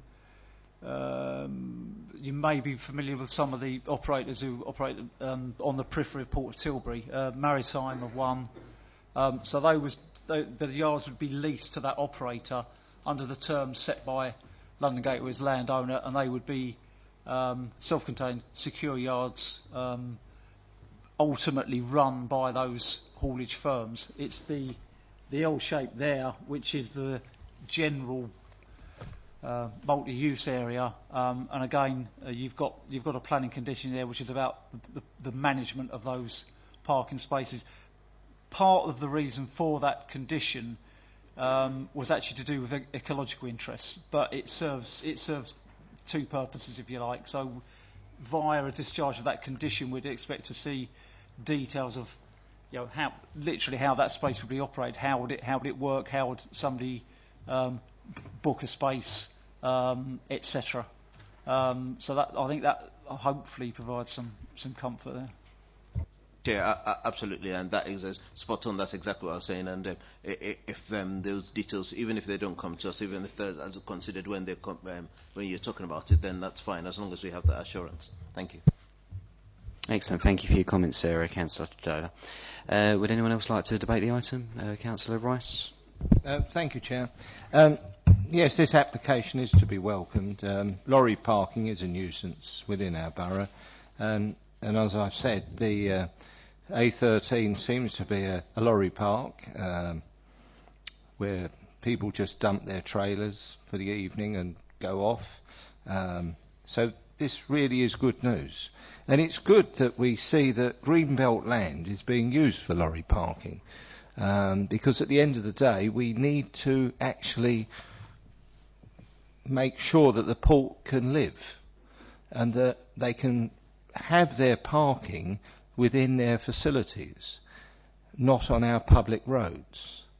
And that is the most fundamental thing this evening that we would have actually got through to. And for those reasons, I would certainly be supporting this application this evening.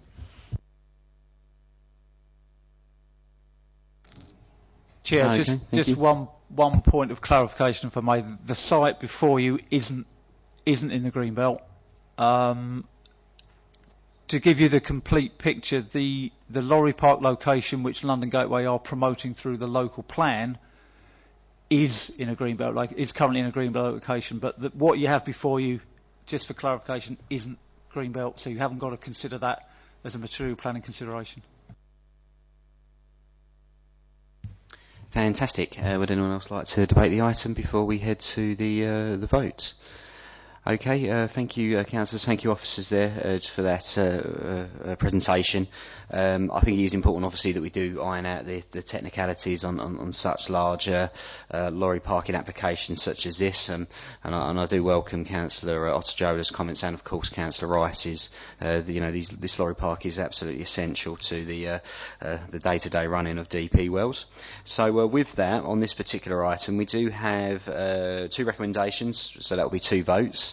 On page 93, we have recommendation A, that's 8.1, and that is for the local authority to formally determine the regulation 61 of the conservation of habitats and species.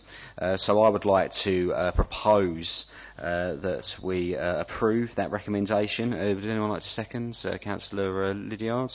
Okay, so all those in favour of recommendation 8.1, please raise your hands.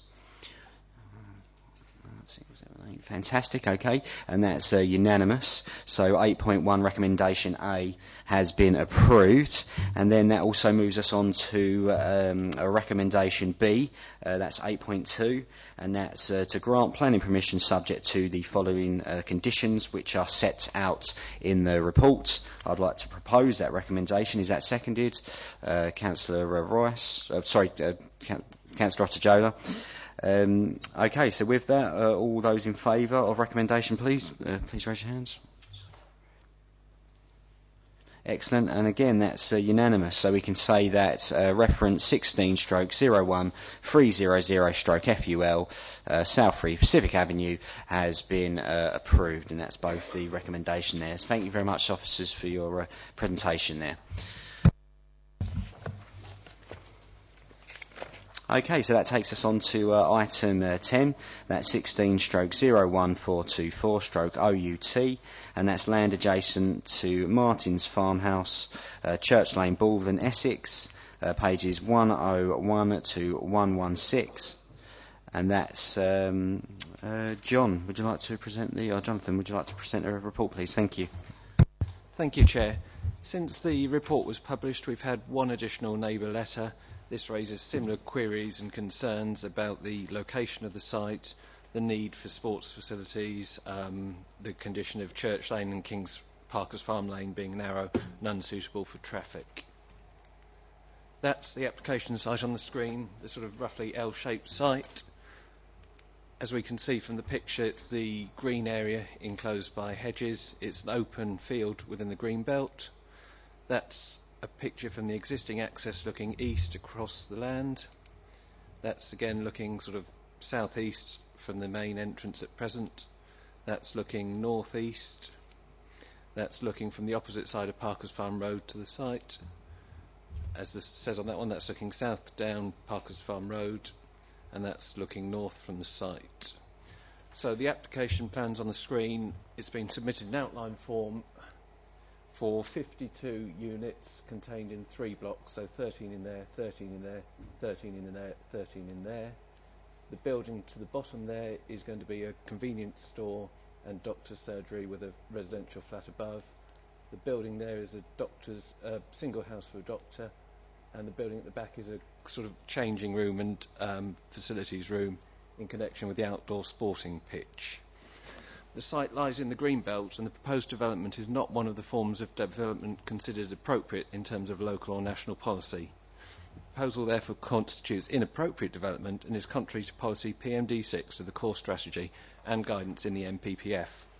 The applicant has not put forward any very special circumstances in order to allow departure from policy to be made.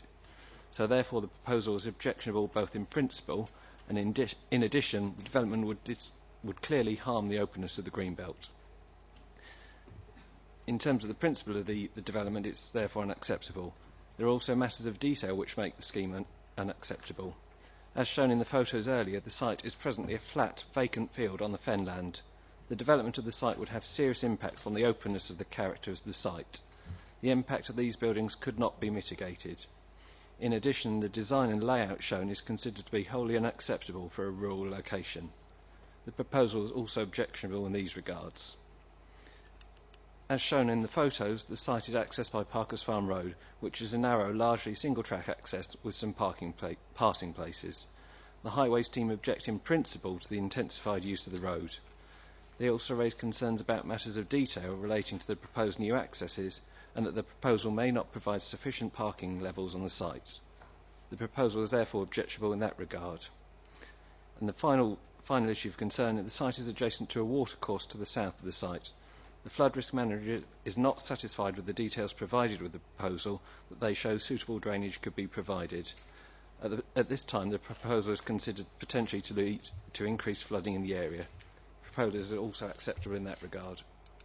So, in principle, it's inappropriate development in the green belt, it's harmful by definition and a harm to openness. No very special circumstances have been demonstrated to clearly outweigh this harm. Members will remember a similar proposal refused in June 2015.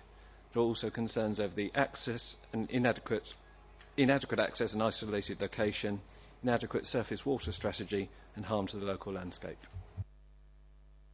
Thank you very much, Jonathan, for that presentation. Do we have any questions? Councillor Rice. Yes, Jonathan, could you tell us the height of the buildings? At the moment it's in outline form, so there's no specific details, but the main buildings are shown as two-storey with a pitched roof, so they're fairly sort of standard size you'd expect for a two-storey building. I mean, just for guidance, what would that be?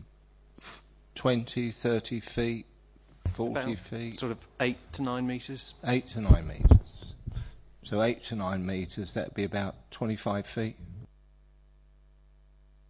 27 to 30. Okay, any further questions? No, okay, so we do have some speakers here this evening. Let's have a look. Please hold for one moment.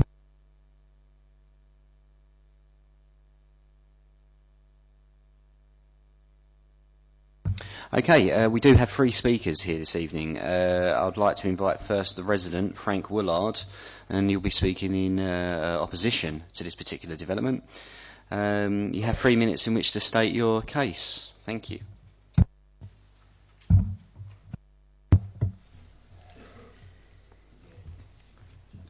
Thank you, Mr. Chairman, for giving me permission to speak. I would just say that my name is Frank Willard. I'm a member of the Chartered Institute of Building. I've been involved in building and civil engineering for over 50 years.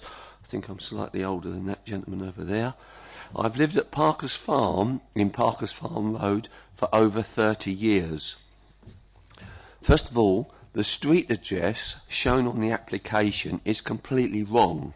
The site is in Parkers Farm Road, not Church Lane, and that's misleading. Secondly, the field is described as land adjacent to Martin's farmhouse. The area called Martin's Farm is in fact a yard which was originally used for fat stock pens or pigs or something of that nature. Why it was ever called Martin's Farm, the owner, even he doesn't know.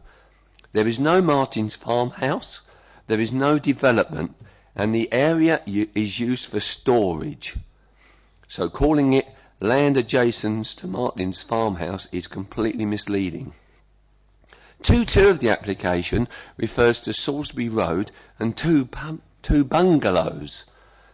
This is a complete fabrication. There is no Salisbury Road, there are no bungalows, and therefore no existing development.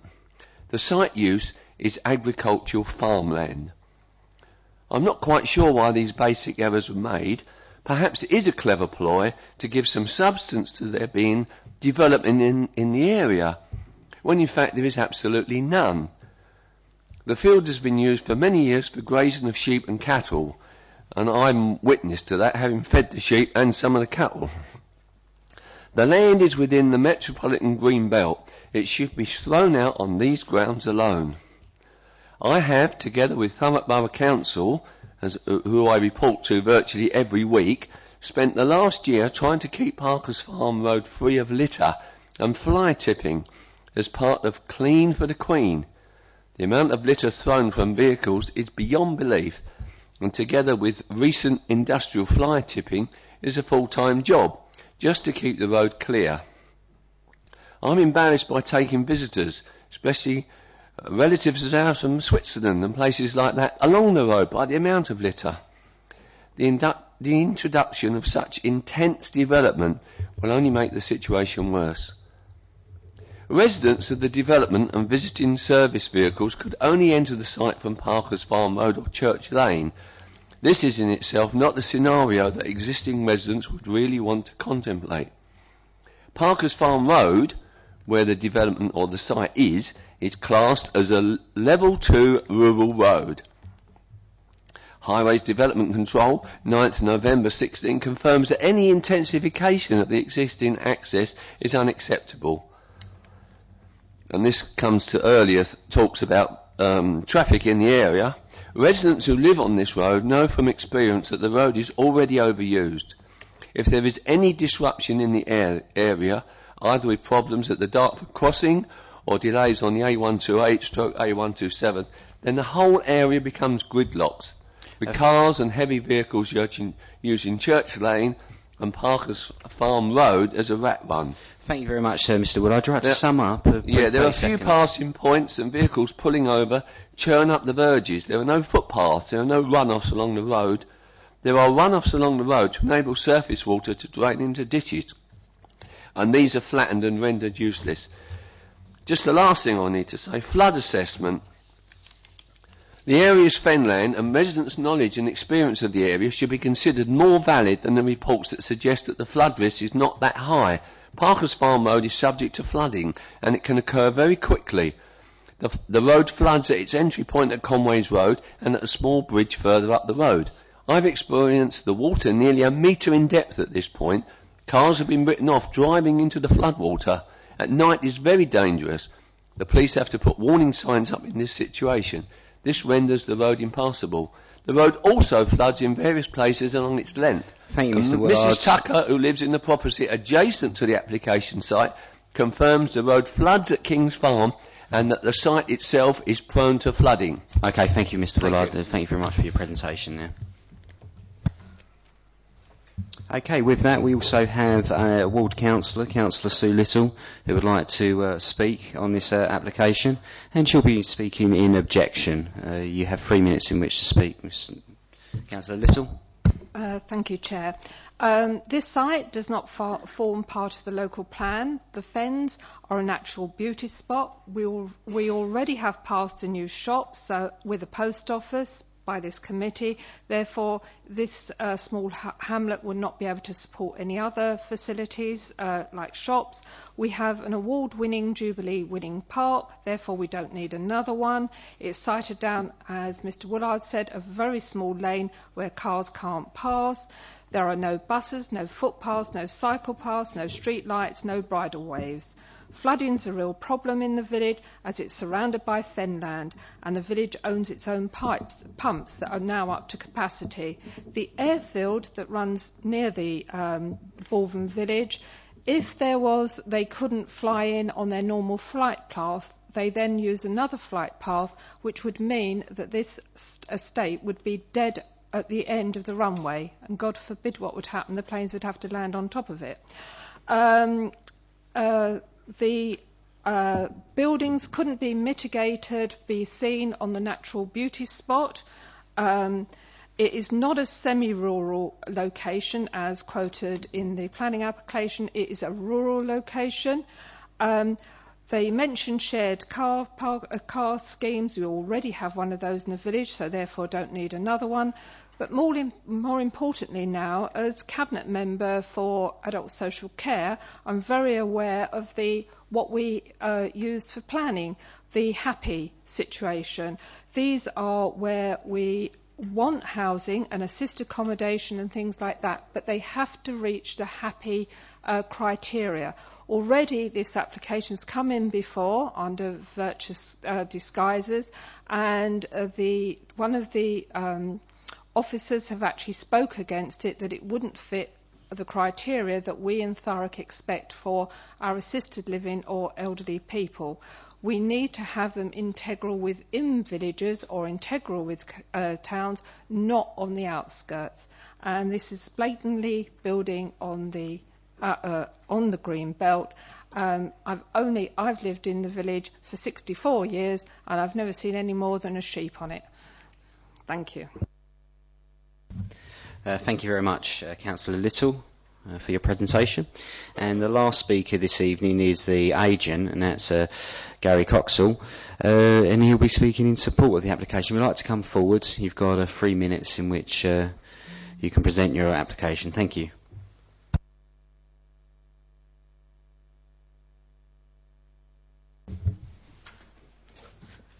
Good evening, and thank you for the opportunity to speak this evening. The proposal obviously is for an assisted living scheme, 52 units with other facilities within the site.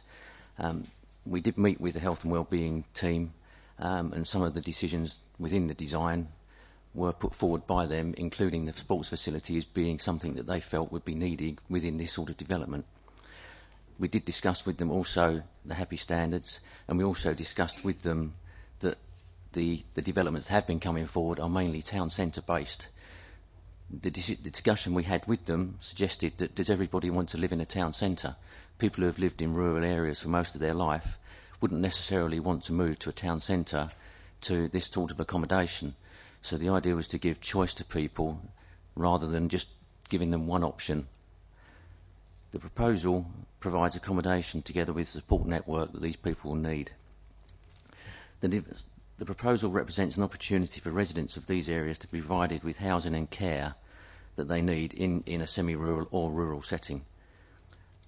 So we've met with Thurrock Council and we've read lots of documents they provided, and they are very proactive in looking at solutions for the ageing population. This site provides an opportunity to lead the way with a well-maintained and considered scheme. Obviously funding, we see in the press every week that funding for social care has been cut. Therefore, private developers are needed to bring forward the sort of housing that can deal with these problems. Centring it in one area will make that more cost effective. The provision of a doctor's surgery was put in again after discussions with the Health and Wellbeing Board. That could be on a short time basis, a 1 day a week surgery. That would enable the people within the development to have that service on hand rather than having to travel to other surgeries outside of the area. A further benefit could be that the people using these areas free up local housing that we all know is in short supply. To reduce the need for car ownership, it was suggested that a car club could be used. Again, that would reduce the need for larger car ownership on the site. Overall, the proposal was put forward to create a site that would be attractive for people to live in, would create a happy environment. Whilst it doesn't necessarily meet all the happy standards at this stage, this is an outline application, and further those would be taken care of under reserved matters if this was approved. Thank you. Thank you very much for your presentation. Okay, so based on the speaker statements, would anyone like to ask any further questions before we open up to debate? Councillor Osajola. Chair, thank you for the opportunity to ask a couple of questions. There are a couple of points raised by the ward councillor, the resident who spoke, and indeed the applicant, and I just would want some clarification, please. If I may start with the last first, if you don't mind, can I ask Kerry, I think I don't know if you're here representing that area, but if you may ask you a couple of questions, because the applicant just said that they've worked quite closely with you on this and worked with the Health and Wellbeing Board. Are you happy to explain your role, because the council hopefully is one, so are you happy to explain the council's role in developing this application? Yeah, I can kind of give you a brief overview, Councillor Osajola. I know that Les Billingham, I think, met with the applicant, and my understanding is talk through some of the desirable elements of kind of schemes for older people's housing. It's not my understanding that kind of conversations were kind of took place to say that a rural location would be favourable, because my understanding is that our priority would be actually to have good quality housing for people as they grow older, well designed, yes, happy standards would be desirable, but in very well connected areas, and really kind of previous schemes that we've just built around South Ockenden, so Bruins Court, and one that's going up in Calcutta Avenue in Tilbury at the moment, are the kind of schemes that we would want to be promoting at this moment in time. Thank you, Kerry. That's what I wanted to verify, because it's my understanding from the applicant seemed like the scheme had been developed in conjunction with the council, and therefore my impression was that they'd worked with you and your team to develop this particular scheme. Is that what you're saying? Is that that's not the case, but you encouraged a wider type of development?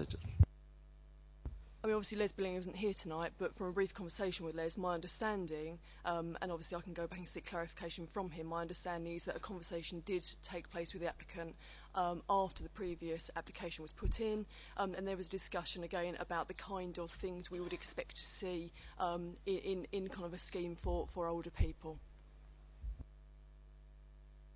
Sorry, I sat in that meeting with Les Bellingham, and he wasn't supportive of this scheme in this location. He, as Kerry said, they're looking at schemes in more built-up areas with other support networks. So the principle of a scheme of this size in this location wasn't something that Les was supportive of.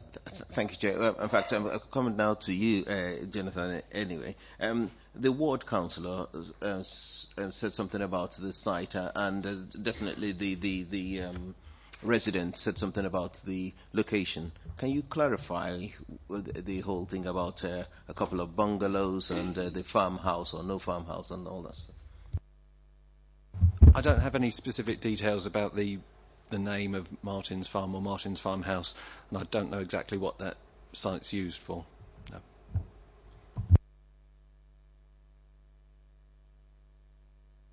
No. Councillor Wheeler.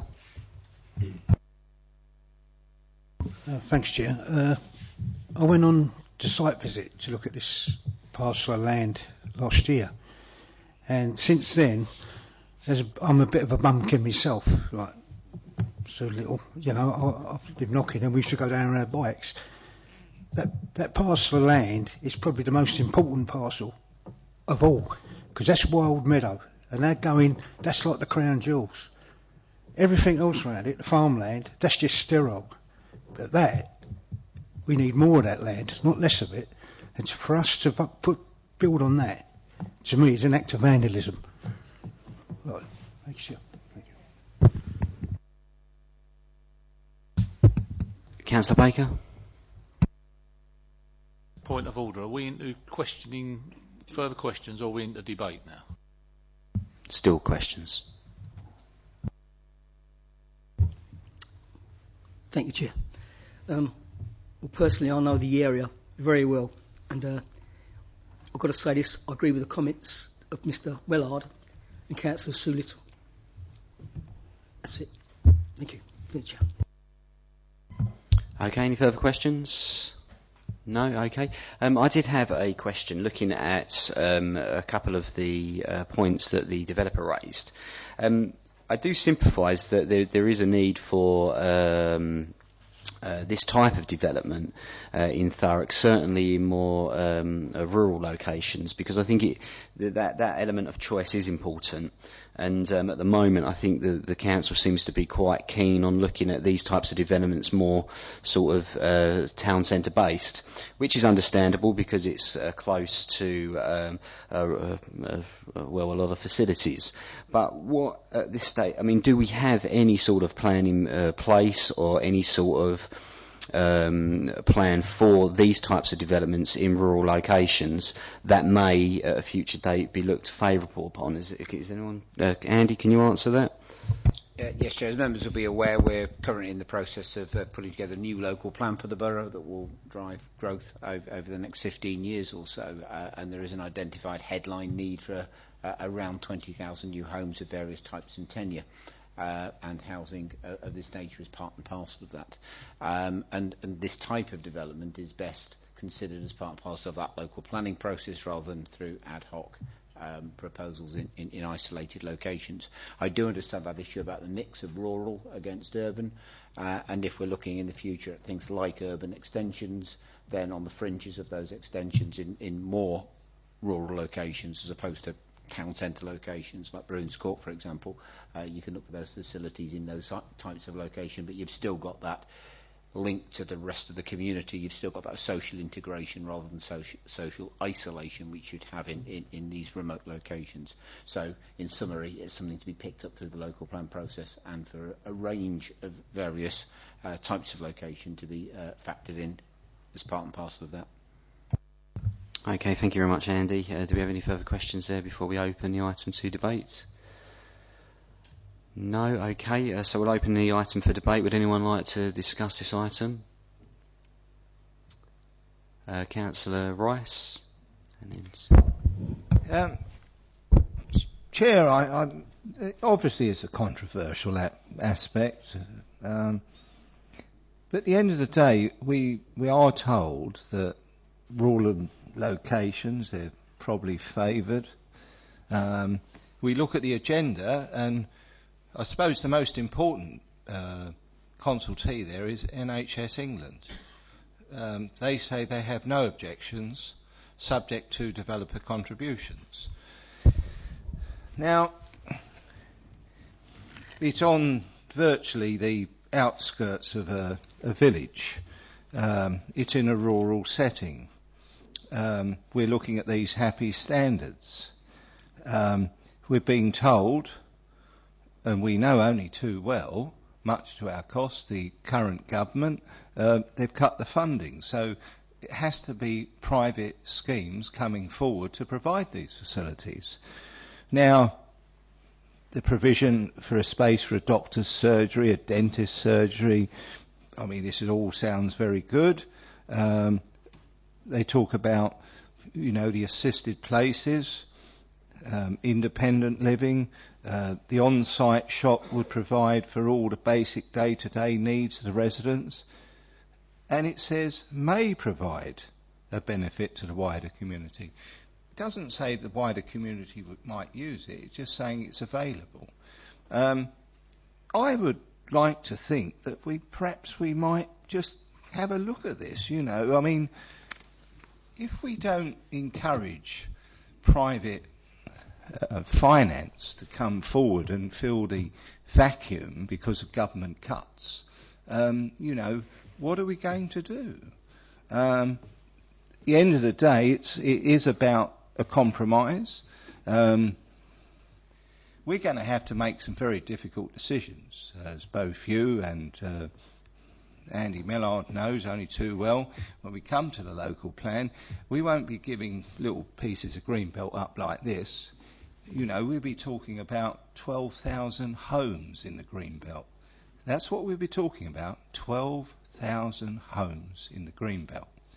And, we have to really think about these things. And all I would say, Chair, is perhaps, we just look at this application. Perhaps we can see a way forward. It is private-led. These are things that are in scarce. They're not available through government funding. Somewhere we have to make a start. I would appeal to you and perhaps the committee that this is where we do make the start. It might be that we have to say to our officers that if we were to consider this evening, we say to our officers, yes, it's an outline application, but all of these areas which haven't quite been covered could be subject to, a full application coming forward. But I would just hope that members might have an open mind, because bear in mind, in the next 6 months, we will have to kiss bye to 12,000 homes in the Greenbelt. Not one or two, not the 50 we're talking here, 12,000 homes in our Greenbelt.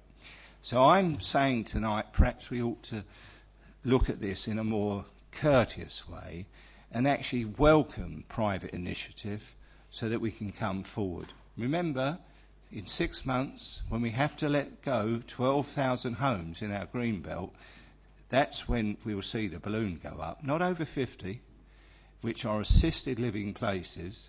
And these are very uncomfortable decisions. As I say, 12,000 homes in our green belt is an awful lot. We should look at these 50 and look to provide meaningful facilities in our communities. We're told by the government that they should be in a rural, semi-rural facilities. All I'm saying, Chair, is that we have a detailed look.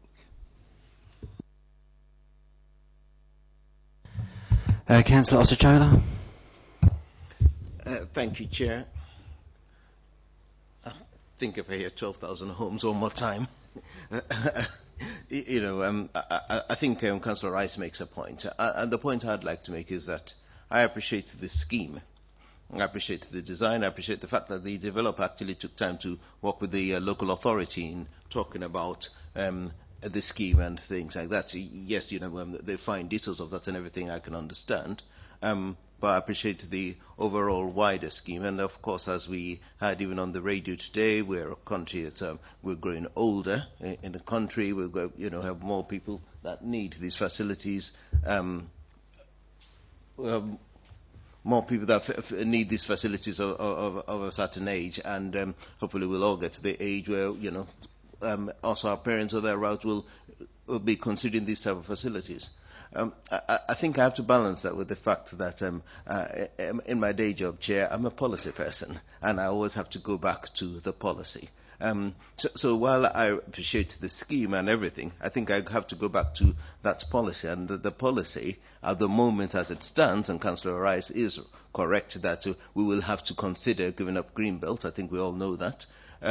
But at the moment, we haven't given up that Greenbelt. And I think what Andy, if he was going to contribute to this, would say is that maybe the scheme is slightly a bit too early, and maybe the point is that the developer or whoever is interested in this should do more in contributing to the consultation on the LDF, such that if the council then took this land or any other land and consider it for development of any sort, including this type, then the full debate of that will be held by all 49 members. And if the 49 members decided to give up this land, then this scheme may be brought back in future and then may be considered. But at the moment, as it stands, I think the key policy is about Greenbelt and very special circumstances. Our officers have said that they've not seen those very special circumstances even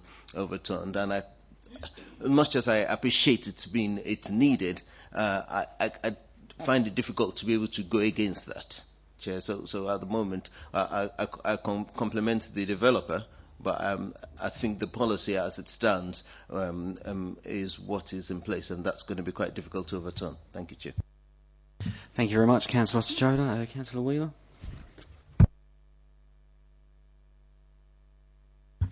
Thank you, Chair.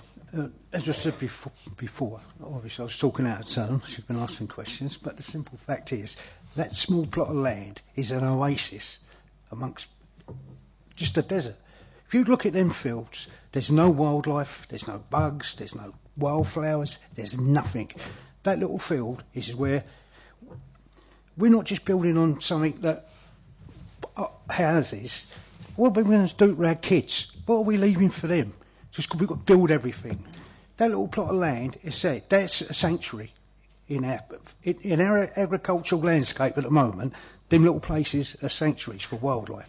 We must keep them. We can't just willy-nilly and say, oh yeah, this is we've got to do this, we've got to do that, we've got to build on green belt land. Them little oases got to be for our future of our kids. They've got to stay.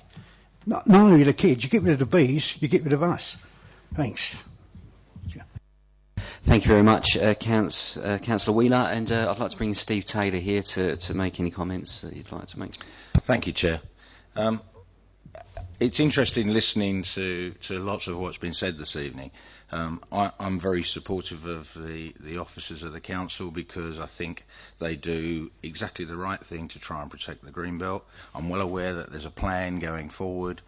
I understand, much as I would be opposed to it, but there will be a need to do as Councillor Rice suggests, and we do need to give up some of it, but I think we have to be selective about where we do that.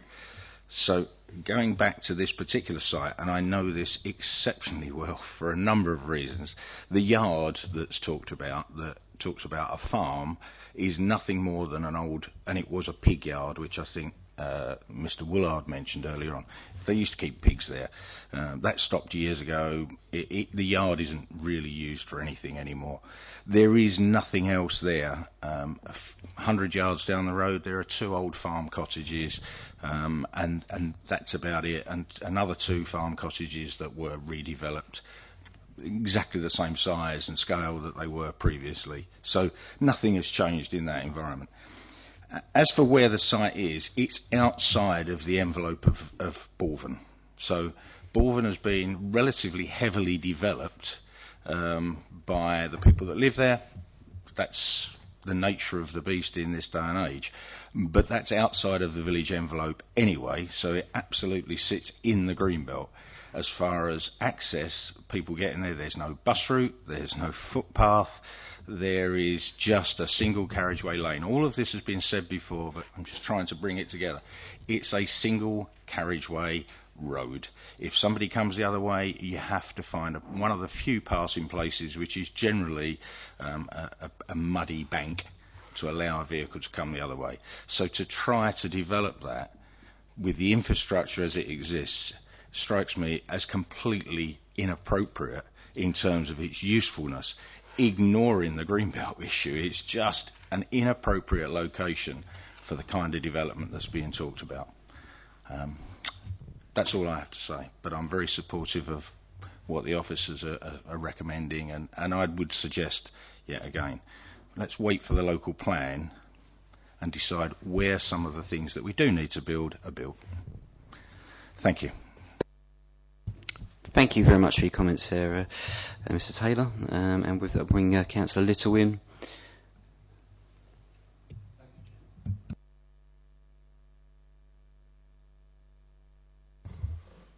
I'll start again. Thank Jonathan for the information that he supplied. And it's very unusual when we have we're looking at considerations that we get a whole page full put up on a screen of negative comments that don't have a weighting which is very close to something that we normally would consider as being on the balance. There is no balance here. This is a very clear indication from the officers of the recommendation to not go forward with this application. I'm going to repeat some of the things that people have said. One of the things, talking about NHS England, the discussion with I've got the letter here from NHS England. It doesn't say categorically they really like it. They say they don't want a GP surgery there because it will muck up what they've got at West Horndon, and the numbers don't work, and all that, and more residents being there won't help them at all. In fact, they'd like the developer to spend a bit more money and give them some money. So that's the first thing, NHS England. It's on the Greenbelt.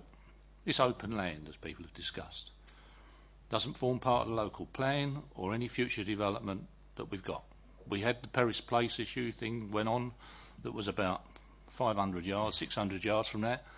That was a part of the local plan for the future. People weren't happy about it, but it's being built now and it's going ahead. So these things do happen when we look at the developments and we look at where they need to be in the future. Does nothing to address the need for the community-based residential care. It's outside the curtilage of the village and would encourage urban sprawl. What's the next field somebody's going to start wanting to build on? The development of Greenbelt leads to urban sprawl will do nothing for the lives of the people and will possibly be resident of this facility, as they would be isolated from the community. The head of adult social care stated in the previous planning meeting that residents in these circumstances need to be included in the local surroundings of the community. So it's not just about being somewhere, it's being included in with the community as well, so that they can integrate and they can have a better life. Other people have spoken about things like that as well. The convenience store proposal seems to be an attempt to tick a box.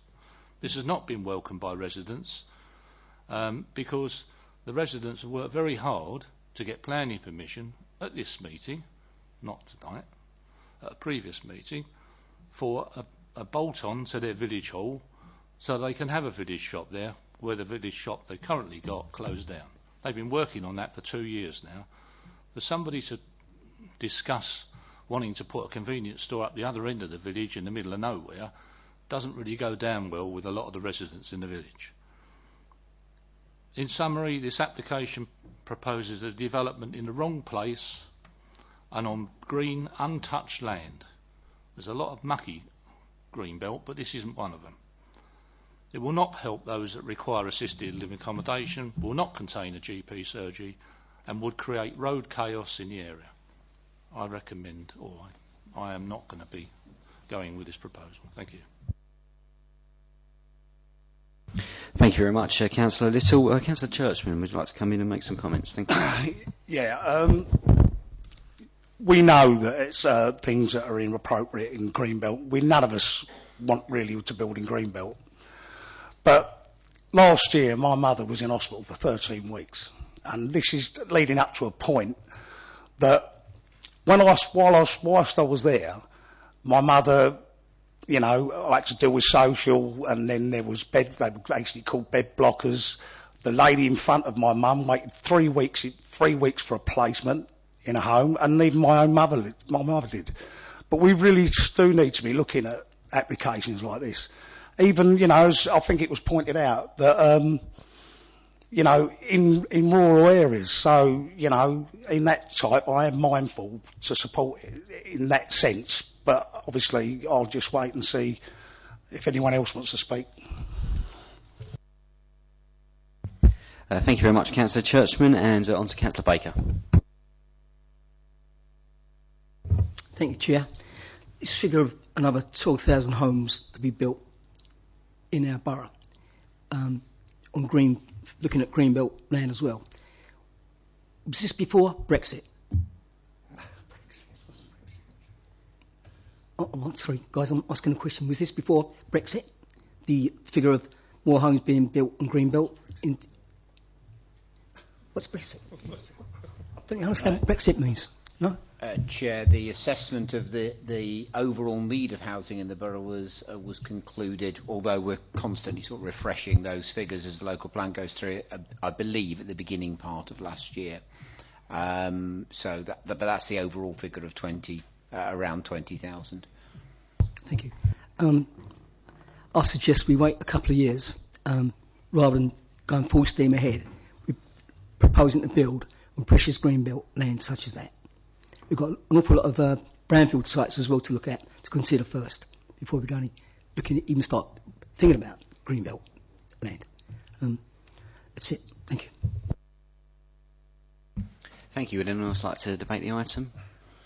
No? Okay. I did want to ask one question. It was just a point that Mr Taylor raised in relation to access on this road. I believe when this application was almost put to the committee a few months ago, that there were some lay-bys in the application, but I didn't see him here this time round. Is that correct? I'm pretty certain that looks to me like the original application, and then it was edited, but then it was pulled before it came to us anyway. I just was interested to see, you know, if there was lay-bys, why are they not in this one? Or at any stage, was there any proposals for lay-bys? Thank you. Plan does show sort of widened section along King's Farm, Parkers Farm Road along there, so it shows the road being slightly widened. Okay, thanks for that. Would anyone else like to debate the item? Oh, Steve. Sorry, just to probably help you clarify, if you drive down that lane, you've got a drainage ditch on one side, but the land each side is owned, of the rest of that lane is owned by farms. and he's farmed, and so the hedgerows are, the farms have the responsibilities for them rather than the local authority.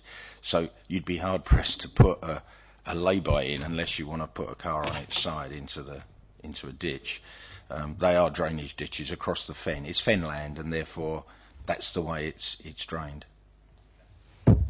Thank you. Right, so Councillor Loftus-Taylor, would you like to make some comments? Sorry, just a very point of clarification based on what Andy said in response to Councillor Baker's question. Are we saying that the proposal to look at Greenbelt, which was referred to quite a few times this evening, will be put on hold to reassess the population post-Brexit? Is that the whole point? No, I wasn't saying that, Chair. No, I was saying that the figure that came out of the strategic housing market assessment at the beginning part of 2016 gave a figure of a range of somewhere between, I think, 19,300, 19,700, call it 20,000 for the purposes of discussion. We're working on that figure now to look at the needs in the borough, starting, as Councillor Baker referred to, with looking at the urban capacity, i.e. what you can get within the existing urban area, and then, once we've completed that work, looking at if all those numbers could be fitted in the urban area. If they can't, then looking at alternatives. But the point I made in terms of constantly changing is we'll always look at national population statistics and tweak and move those figures around as the plan goes through its various stages of consultation up to adoption. It will remain around that figure, is my best estimation at that stage, give or take a few hundred here or there. Okay, thank you. So we'll shortly head to the vote. Thank you very much, members, for your contributions there. Looking at the application as a whole, I do sympathise with all sides, really. I think that obviously there is a need for this type of facility in the borough. I do sympathise with Councillor Rice's comments and being realistic that we do need this type of development in rural areas to sort of give residents that choice. And I think for me, really, based on what Andy said, my own opinion would be that really we look seriously at our own policies and look at ways in which we can encourage these developments.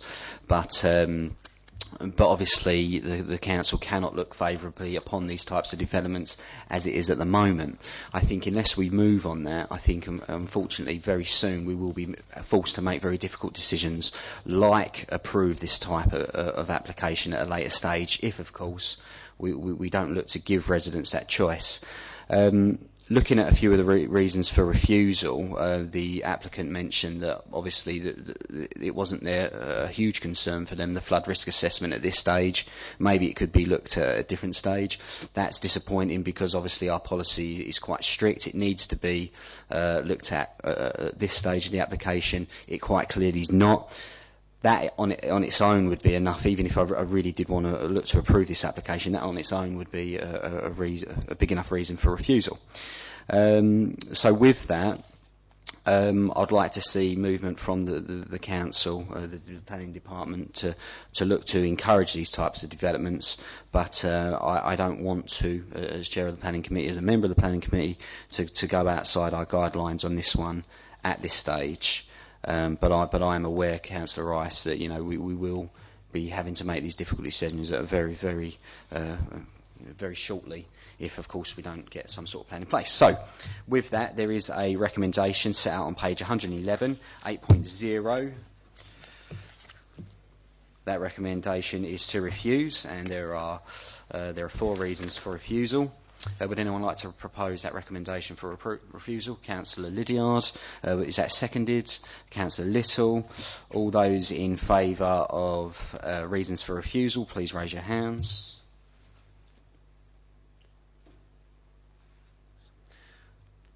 Yep. Okay, all those against? And abstentions? Okay, thank you. So with that, we can safely say that item agenda 10, 16/01424/OUT, land adjacent to Martin Farmhouse, has been refused. Okay, and with that we'll now move on to item 11, 16/0115/DVOB, former St Chad's School site, pages 117 to 132, and that can be found on pages 117 of the agenda. Matt, would you like to present the report? Thank you. Thank you, Chair. Final application on the agenda for you. It's an application to vary a Section 106 legal agreement which was attached to the planning permission for the redevelopment of the St Chad site in Tilbury, and the proposed variation to the agreement is to delete the obligation to provide affordable housing. So I've run through the plans. This will be fairly brief. So that's the site. It's the former school site. And that's an aerial taken post-demolition of the buildings. I think the buildings were demolished between 2008 and 2010, roughly speaking.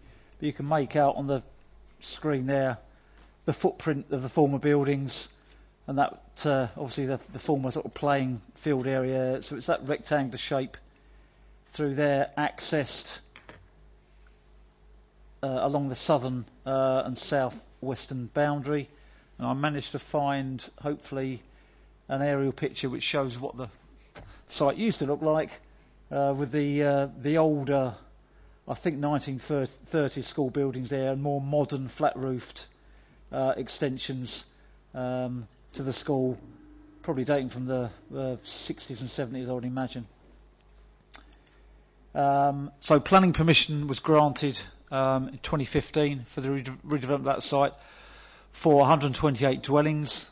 That permission has been implemented and construction works are ongoing on site. I have a couple of pictures. These were taken probably 2 or 3 months ago when the sun was shining, as you can tell. So construction is well underway. That is at the western boundary of the site looking south. That's the main entrance.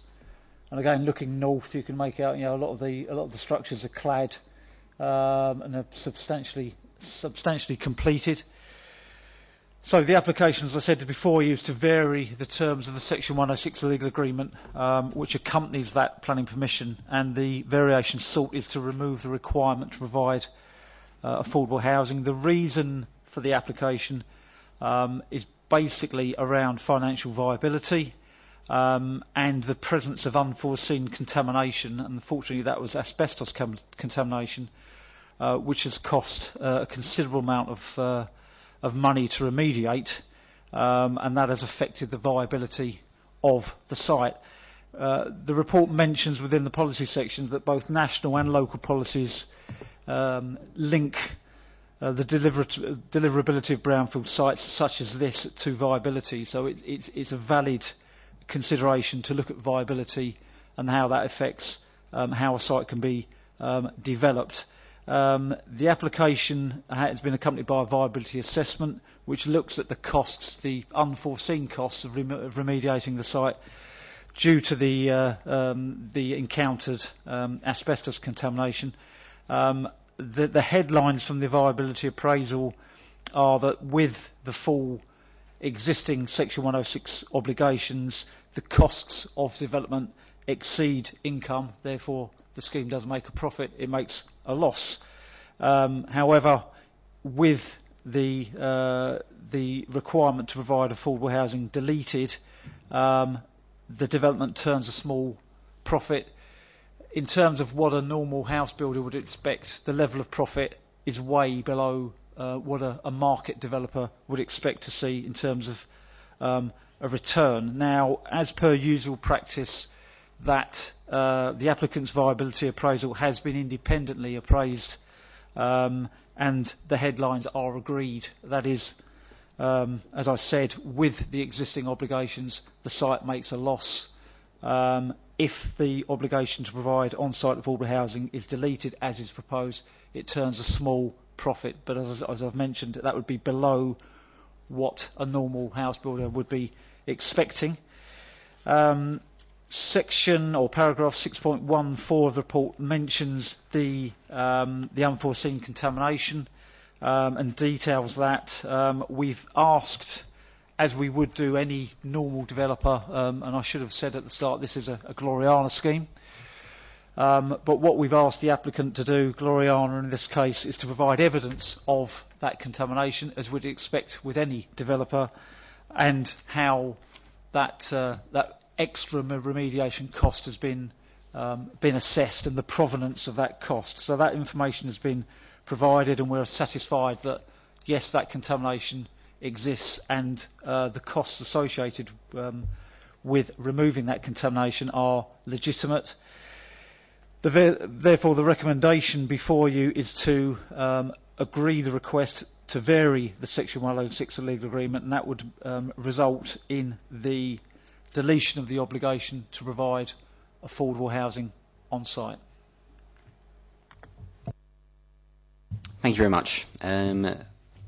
One question so far, Councillor Rice. Yes, Chair. I mean, the Section 106 was completed by legal people in June of 2015. I'm really at a loss. If this now was a private contractor, we're given a planning permission, because they haven't done the appropriate tests before they put in for the planning permission, it's not really our fault. Yet here we are at the 11th hour, we're being told that suddenly they've come up with this bill of £3 million. We've got no evidence in front of us, none whatsoever. We're on a wing and a prayer here. And then we're told, oh, by the way, it's not viable. If this was a private sector scheme, we'd say, well, I'm sorry, you've signed up to this, get on with it. I think we should stick to the 106. Just because someone's identified, this cost. If this was a Barrett's or a countryside application, they'd have to stand the cost. I'm sorry, this situation, they have to stand the cost. This is what is called the marketplace. You want to take an application forward, it's passed by the local authority, you cannot, it's not even the 12th hour, it's like the 23rd and a half hours down the line, you're coming back and saying, oh, by the way, after we signed the Section 106 in 2015, and incidentally this was in June, we found that we had £3 million worth of remedial costs. It's not our problem. And I don't think we should cave in. And I would ask the officer, what legal duty have we to actually agree to this? And would we apply the same standards to Barrett's or countryside? Okay, thank you. I'll bring in Andy, and if you've got any further comments there, we'll go with that. So obviously, that's a huge concern. What's been stated there. What options do we have available to us? Thank you. Simply, Chair, the costs that are associated with this were unforeseen at the time. They've come to light upon construction. They are evidenced. The impacts of the contamination costs upon the viability of the scheme have also been evidenced and independently assessed. And the bottom line is that if this was any developer coming back, our recommendation would be the same. These were unforeseen set of circumstances. In that sense, this doesn't set a precedent. It's a very unusual, if not unique, set of circumstances to find this level of contamination when groundwork start.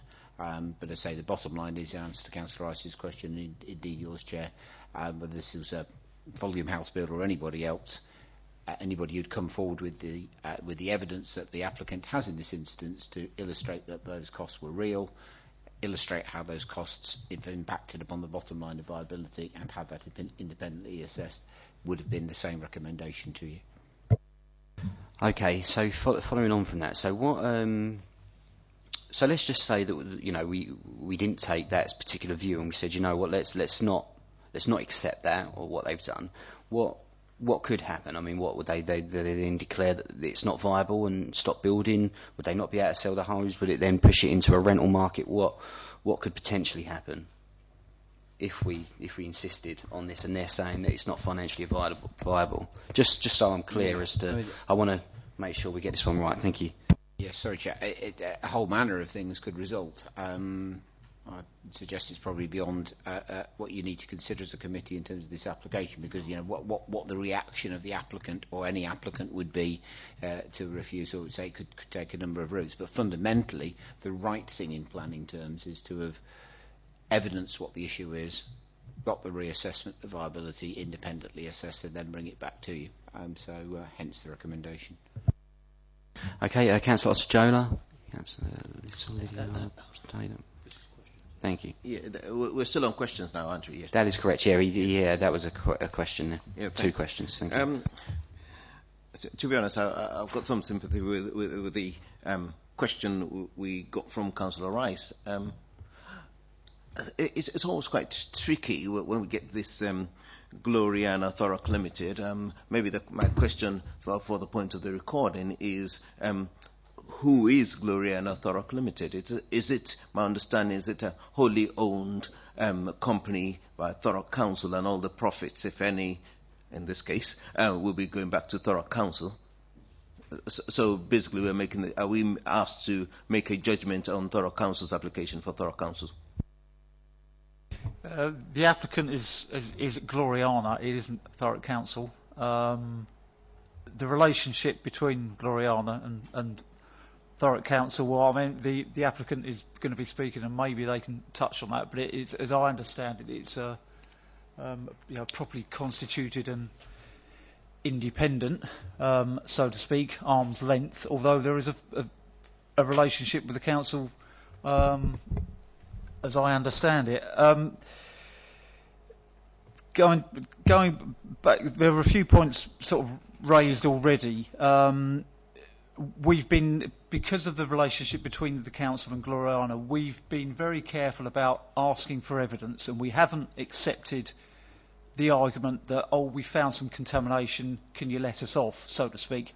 We haven't accepted that straight back and blindly. We've asked for the evidence, as Andy made the point, if that was Persimmon, Barrett, whoever, and they encountered unforeseen contamination, and that had an effect on viability, we would ask exactly the same questions. Where is your report?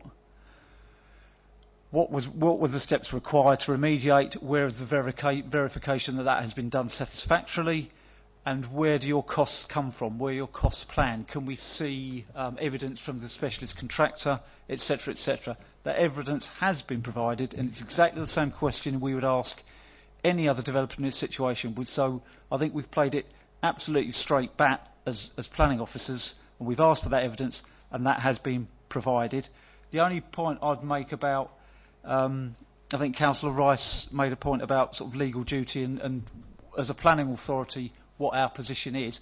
It is legitimate for any applicant, any developer, after they've negotiated a Section 106, to apply to vary or modify that Section 106. That is a right set out in legislation.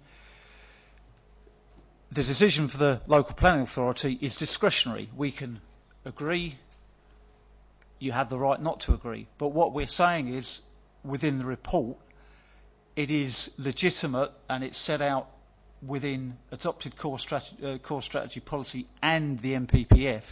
On brownfield sites, it's recognised that issues of viability will be paramount and will be key because of the costs usually associated with bringing those sites forward for development, flood risk, contamination, etc. So it's legitimate for the applicant to bring the application before you tonight for consideration, and secondly, it's legitimate for you as decision maker to consider financial viability in the round and how that affects on deliverability. That's why we've reached the recommendation which is before you. Thank you, Chair, and thank you, Matthew. Sorry, thank you. And Andy, did you want to add any further comments to that? Or I might, Chair. If Councillor Ostojola wants to ask his supplement. Yeah, go ahead. Thanks. Well, I hear what Matthew says. I'm just looking at this as I hear what you're saying about Gloriana being a sort of independent arm's length company, I look at it from a point of view that all of us here are ratepayers in Thurrock, at least those of us who live in Thurrock, ratepayers in Thurrock. Gloriana, give or take, owned by Thurrock. So if this application goes through, then some sections of Thurrock Council are stuffed. If it doesn't go through, some sections of Thurrock residents are stuffed. Excuse my French in that area, because at the end of the day, the social housing would have been for, in effect, residents of Thurrock. If they remove those social housing and therefore make a profit, so that profit is going back into development, which will be to the benefit of residents of Thurrock. Let's say, if we're just calling a spade here. So it's really that what I was hoping to get from you, really, when I was saying who is Gloriana. Might be an independent company. It's really an independent company, in my view, that did all its profits back to, in effect, Thurrock, and therefore it's indirectly owned by Thurrock residents, and therefore whatever we're looking at here is that wider picture. It might be beyond planning, but the financial viability is an issue which is for the wider residents of Thurrock. Do you agree? Just to make sure that that's a question. Andy, did you want to come in there? Thank you. Yeah, I'm a little concerned about the way the debate's going, Chair. To be quite frank, on the basis that you know who the applicant is. Now, can I ask you to forget who the applicant is? Because it's irrespective. Planning permission goes with the land, and this application needs to be considered on its planning merits. And that's what you need to address your minds to, rather than who the applicant is and some of these other matters. Although I'd quite understand the questions, I don't think you're going to come to a sound planning decision unless you focus on the matters that are set out in the report around the abnormal costs, what the abnormal costs actually have, how those have been evidenced and came about, how they fed into the viability assessment, and how that viability assessment has been independently analysed. Those are the issues, irrespective of who the applicant is, and that's what you need to focus your debate on, I would suggest. Sorry, I don't disagree. I think the reference normal house builder is a reference Matthew used quite a few times in your report to us. I wrote it down in brackets because he immediately said that it's already put it in that context. So I hear what you're saying, but I think that's why it was brought in. Yeah, I'm quite, as chair, I'm quite happy that at the end of the day, it's not easy to discuss an application like this without discussing the reality. So look, I think everything's right, but what I would say is, we need to take in what Andy said there, and I don't think there was anything wrong with the term. I don't think there was anything wrong with effectively where it was going, but we do have to be careful. So with that, I did have a lot of hands up. Councillor Little, Taylor, Lydiard and Rice. I'll just bring in the ward councillor first, just to answer your question, then I'll go down the list. So thank you. Thank you, Chair. Councillor Lydiard. Yeah, I've sort of had a look at the numbers as well, and I'm extremely suspicious that they can't build these houses within the cost and price package that was put together. And why is it they didn't have some sort of contingency for this asbestos? I mean, we all know there's an awful lot of asbestos in schools, and presumably it was that asbestos and asbestos under the ground that was found. I mean, we've been reporting now for 2 years that there'll be affordable housing on that site, and people have been complaining about all the lorries, and there's more housing in Tilbury and it's causing problems in the schools, and we've been supporting it, and it's been on websites and all sorts of places, and now we're told no affordable housing. It's an absolute nightmare. It really is. Thank you, Councillor Lydiard. Councillor Little. I'm just going to ask a question, and then I'm going to say some stuff after the debate, when this is a debate. The construction isn't exactly just started, is it? I mean, we've done the groundworks and we've stopped because we thought, we've got a load of contamination here. We're going to have to reassess where we're going. And if this had come to us in that vein, I could see people would look at it in a slightly different way. But at the moment, they're pretty much. Is everything built there? Is it's pretty much they're just putting the tiles on top of everything? Is that correct? What sort of completion rate are we up to now? About 85% or 90%?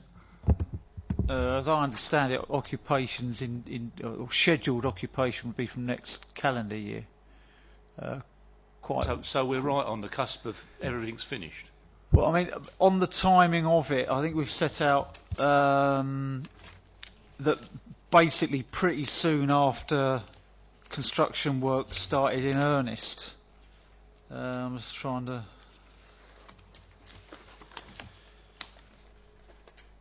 Yeah, summer 2015 is when some testing went on site to do with road construction and load testing, etc. That's when the unforeseen contamination was encountered. Now, although this application for a deed of variation was only submitted, looking at the in summer of this year, what the applicant did, or what the developer did, the contracted developer did, the contracted builder, I beg your pardon, did was put in motion the steps necessary to deal with the contamination, because I think that there was a commitment to build out the site.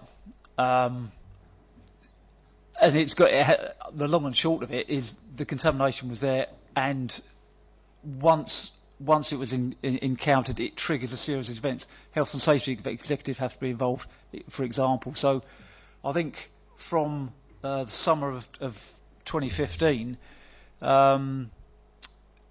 the steps necessary to remediate the site and to make it available for future development and future occupation had to be triggered and had to be gone through.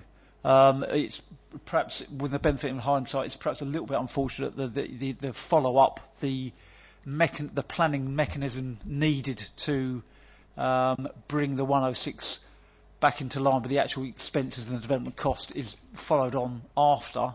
But the situation is still the same. There was an intrusive ground survey carried out at the time when the full application was submitted in 2014. That didn't encounter any significant contamination. When it came to physically the builders on site and intrusive works, boreholes, putting trenches in, all the rest of it, that's when it turned up. So yes, I am sympathetic, and I think we put it in the report somewhere that it's unfortunate that the effect of the applicant's request is that no affordable housing would be delivered on site. But I think the point Andy made is it's got to be judged on its planning merits, and the planning merits are there is unforeseen contamination that has an impact on viability. It's legitimate for viability to be considered as part of the planning considerations, and it's legitimate for any applicant. And the point I made a bit earlier, which Councillor Ojotola picked up on about normal house builders, that is just emphasising the point that we have asked the applicant to go through the normal procedure we'd expect of any applicant in demonstrating, qualifying and giving us the evidence to back up the presence of the contamination and the costs involved. So that's where the normal house builder reference came from. So yes, it's unfortunate, but on its planning merits, it's a legitimate approach. It's been verified, it's been independently assessed, and that's why you have the recommendation in front of you. Thank you. Okay, thank you very much. So we'll go to CART member Steve Taylor, and then on to Councillor Rice. Thank you, Chair. I think largely Matthew's answered the questions I was going to ask. I was just thinking the timing seems somewhat inappropriate in that the delay between when you start to dig the ground up is when you're going to discover that you've got a problem.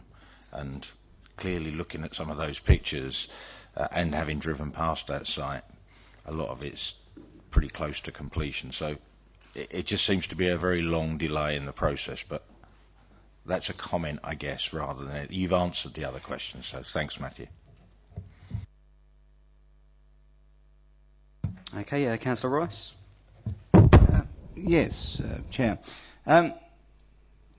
It's an observation and a question. If you take it, we've got 128 homes here, and let us say that the average value is 180,000. I mean, my calculator's just told me that there's a gross value of the site of 23 million. Now, what I want to understand from Andy Millard is if the council committee tonight were to say, we've heard the evidence, but we disagree and we're not allowing the variation, what rights then has the applicant to go? Could the applicant appeal our decision? Where could it go? This isn't a standard Section 78 planning application. It is a deed of variation to a existing 106. Can I bring Vivian in to see if she can advise on appeal procedures? Thank you.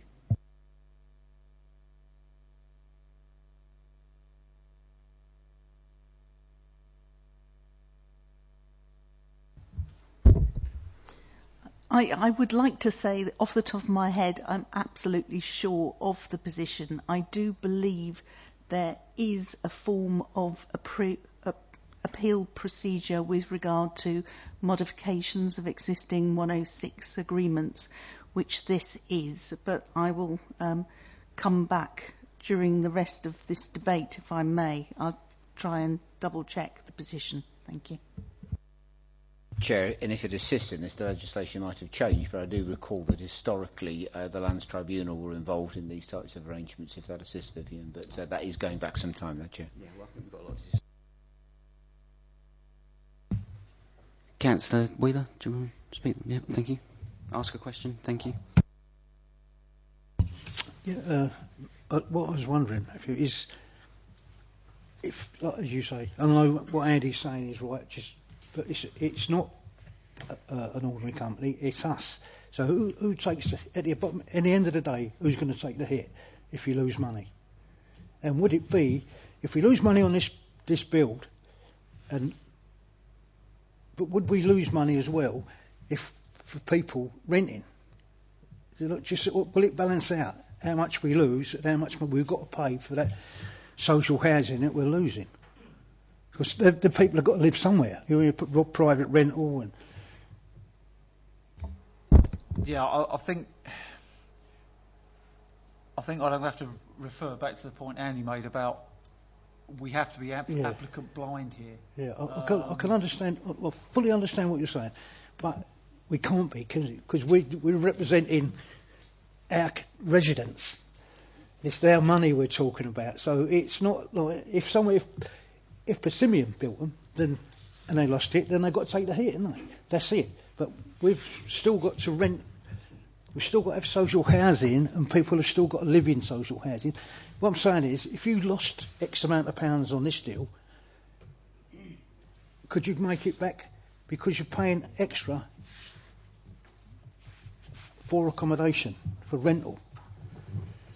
Yeah, I'm not sure I'm going to be able to sort of answer I've just that wondered in the long question term. We're talking about in the long term, you know. Yeah, from a sort of planning, a planning perspective. I can say what you're saying, a planning application, you've got to take it on its merits, but we all know at the back of our minds, if we refuse it, it's going to cost money, and if we approve it, it will look bad on us because we're building a new estate and we're not providing any social housing.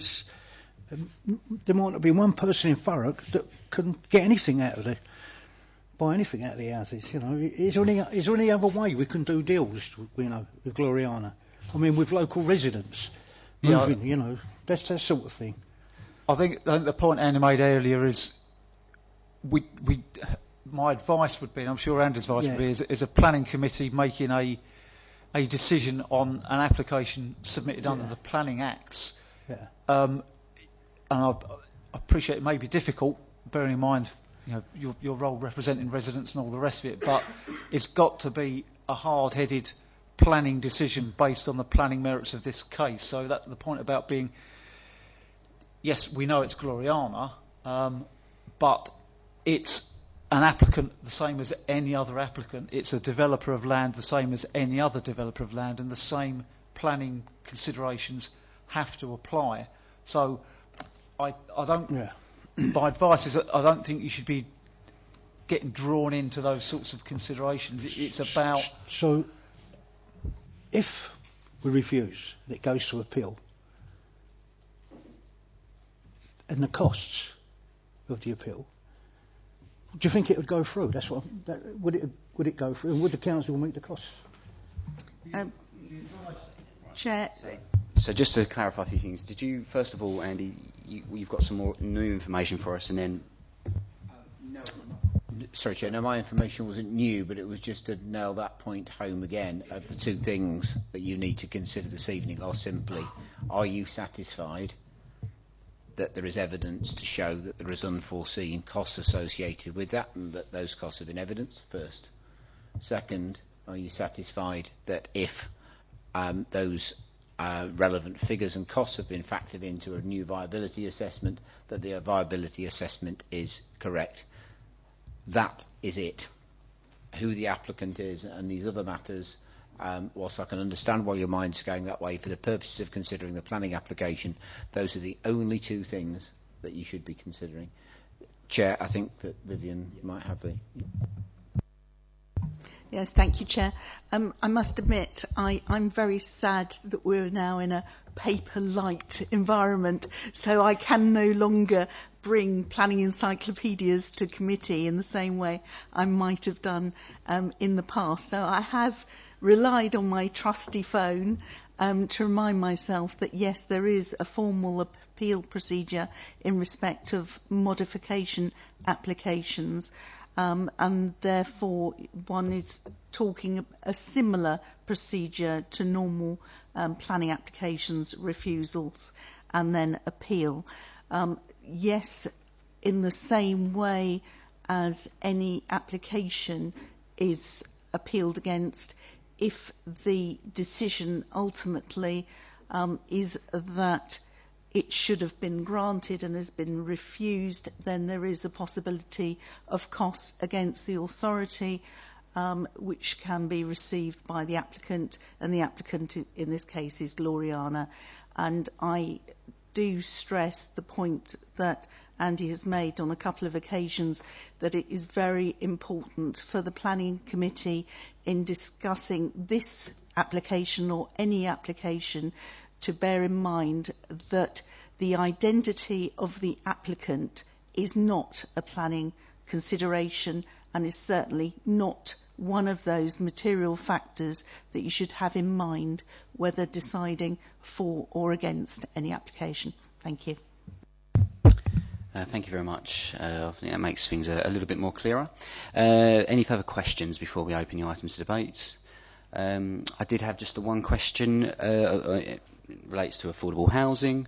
Was we talking the normal 35%, or was it a little bit more on the basis of... No. So the existing 106 obligations we've set out at, well, in some detail on page 123, 124, but the extent obligation is for 35%. So it's policy compliant. Thank you very much for that. Right, would anyone like to start? Hang on, Councillor Otajola, would you like to ask a question? Yeah, Chair. Looking at it, I totally appreciate all the advice on this, but looking at it very independently, is it something that could be considered to say, okay, well, you can't do 35%, what about 10%, 15%, 5% of that, would there be one? Is that within the gifting of what we could look at here to say there could be a yardstick that maybe it's reduced because of the viability, but it's something that could be still, still advised for them to produce. You didn't hear a word of what I said. Sorry, we're still in questions, and we do have a speaker before we go to debates. Right, yeah.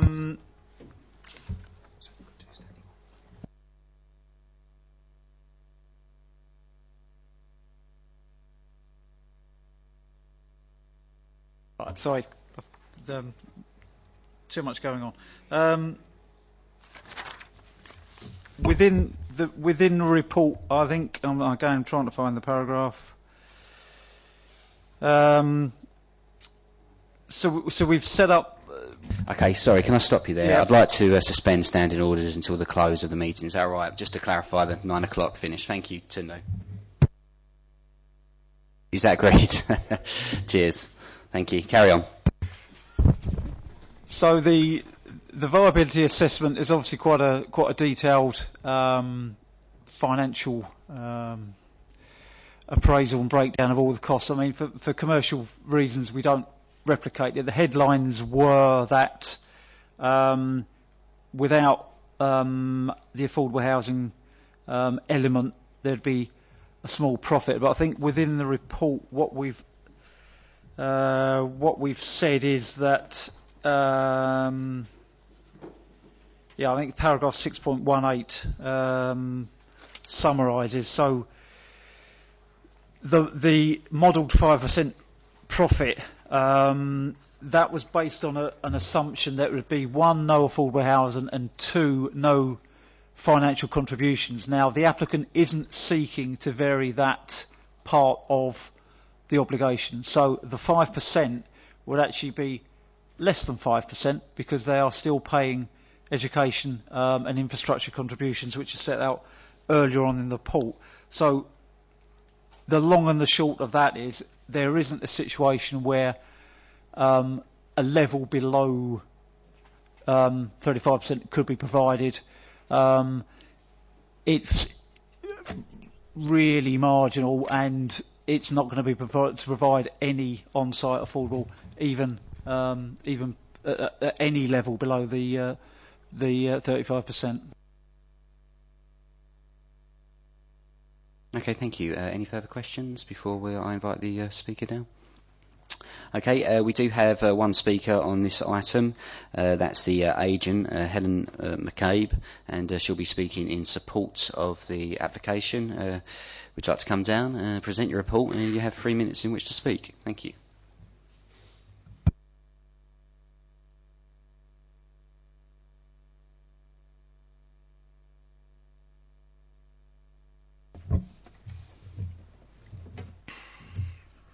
Thank you for the opportunity to speak tonight. The St Chad's development offers the opportunity to further the regeneration of Tilbury. The scheme is unique in its setting and consists of high quality and design, and has already won a design award. The development gives the town the opportunity to diversify its housing offers to local residents, whilst at the same time help address the council's objective to reduce inequalities. Tilbury wards are amongst the poorest and most deprived in Thurrock. The site has been offered on the market several times, but developers found the site unviable. An application for planning in 2011 for 133 units submitted a viability assessment which demonstrated a loss of over £400,000, even though the scheme was 100% market housing. The site was offered to Gloriana, the council's wholly owned regeneration company, to demonstrate that a quality housing scheme could be brought forward on the site. A business case, land transfer and budget, including a £3.5 million contingency, were agreed at Cabinet in 2014. In 2014, the soil investigations of the site included boreholes and trial pits.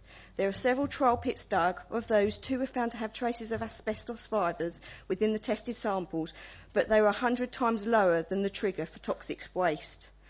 Nevertheless, there was known to be surface asbestos adjacent to the original building's footings, assumed to be material from the demolition of the activity of the school, and there were 2 known fly and tipping deposits on the sites, including asbestos. This was included in the initial budget. During piling preparations, further soil testing occurred, and this was to test the ground to have the piles. 23 locations were investigated. Of these, 8 were found to have asbestos within the topsoil of the associated sample area. All the relevant bodies were informed, including the council, and the on-site removal process started on September 2015. The removal of asbestos was costly and timely and had to be transported to designated locations. The final sum for removal was high, at over £3 million. This figure includes the extension of time costs to the project associated with these works. The asbestos removal and time extensions were adjusted to the business plan, and some minor changes to the scheme to reduce build costs. The request to vary the Section 106 is underpinned by a thorough and comprehensive viability assessment. The original Section 106 agreement contained a clause stating it was likely that Gloriana would relook at the viability of the scheme. In addition, the scheme is going to provide £640,000 of Section 106 contributions to the Borough of Thurrock. In summary, the key principle of this project was to demonstrate to the market the type of high quality housing that Tilbury and Thurrock deserves and expects. The quality and design principles have not been compromised. This development is a real asset to the Tilbury landscape and community and will provide residential infrastructure to the wider economic development of the area.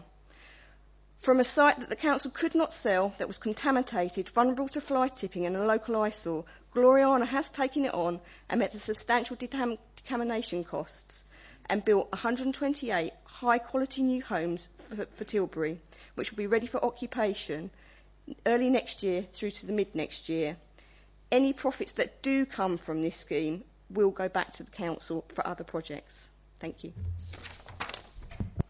Excellent. Thank you very much for your presentation there. Based on what was said there, do we have any further questions for the officers before we move into debate? Councillor Little? Just one, and I'm not sure whether the information is available, but the words 3.5 million contingency just popped out then. Well, if you've got a contingency, you normally use that if you've got a problem. So if we've got a 3 million problem, is it a 6.5 million problem, or is it a 3 million problem? If you see what I mean.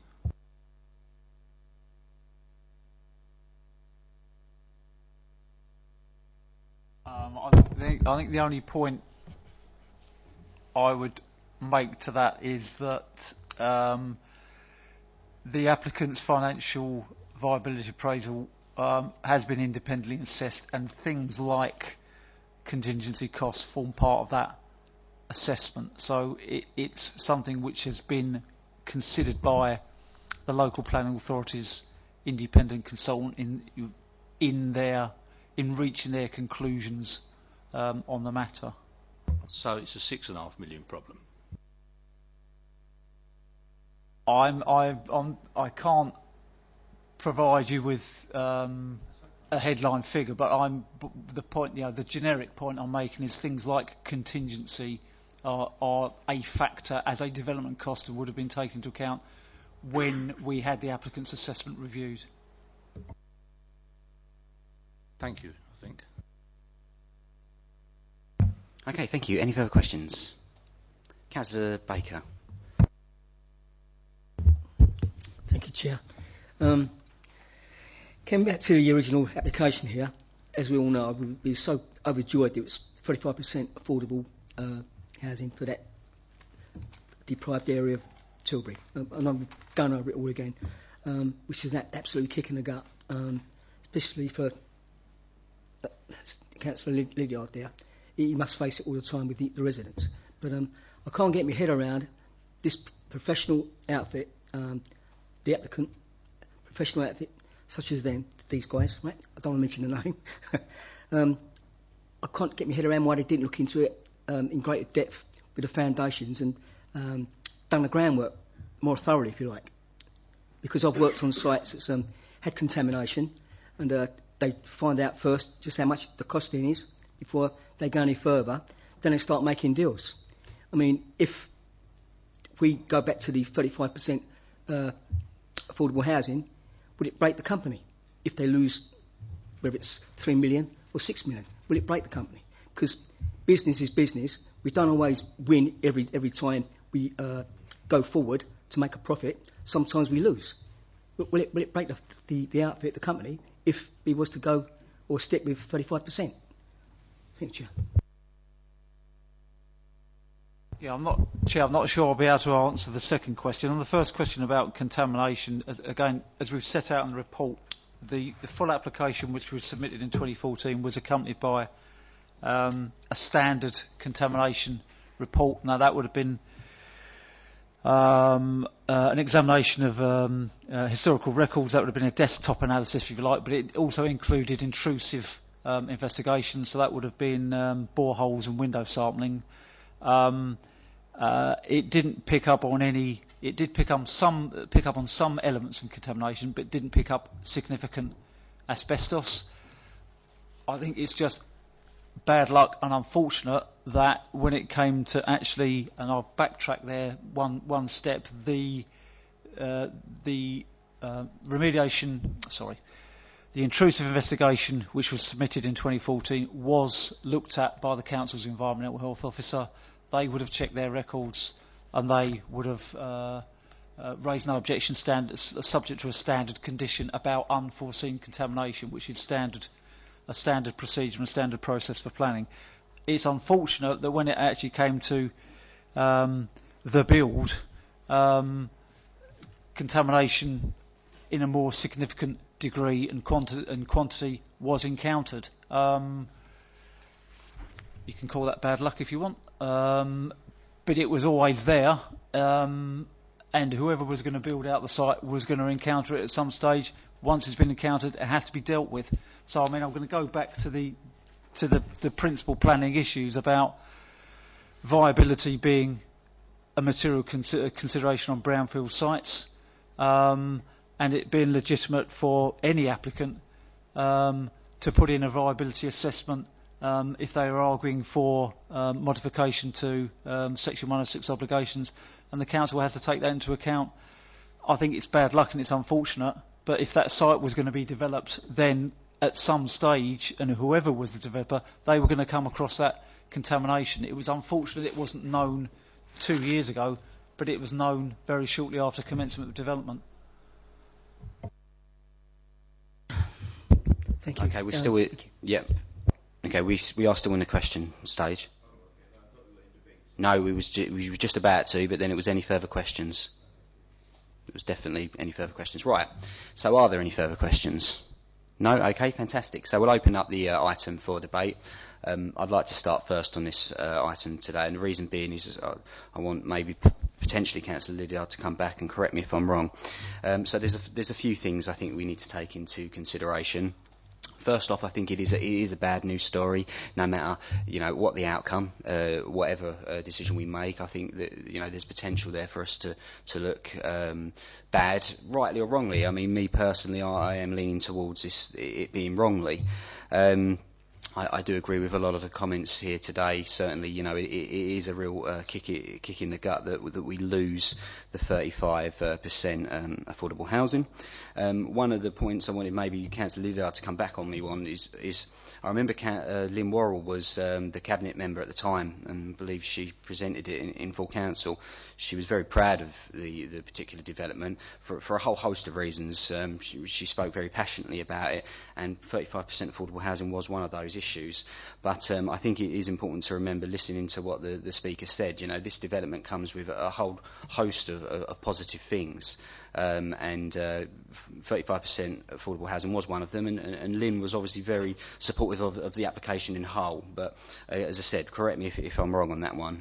Obviously it would be unfair for me to suggest what she would do if she was here right now, and obviously as a local ward councillor maybe you wanted to add some comments.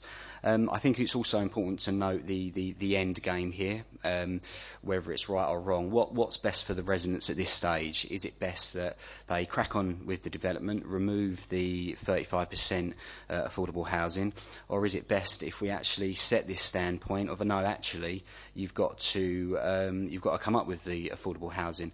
I think for me, if we did put them under that pressure, the development would not end as it was presented by the portfolio holder all those years ago. I think that things would change maybe, and it would head more towards the rental market as opposed to the buying market.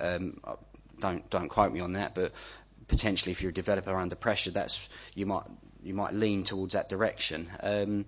So all in all, I think normally these applications are quite hard to decide on.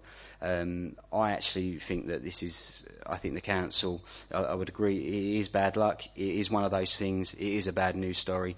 But as chair of the planning committee, I'm quite confident I can defend this. I can defend what's happened, and it is unfortunately one of those things that happen in planning. And I think it's quite straightforward that we accept it's bad luck, it's bad news, and that we should follow the officer's recommendations on this. However, over to you members, if obviously you think opposite, if you think we should go down this other route, then please speak now. I'll go to Councillor Rice, Lydiard, and then Councillor Ochola. Yes, Rice. Chair.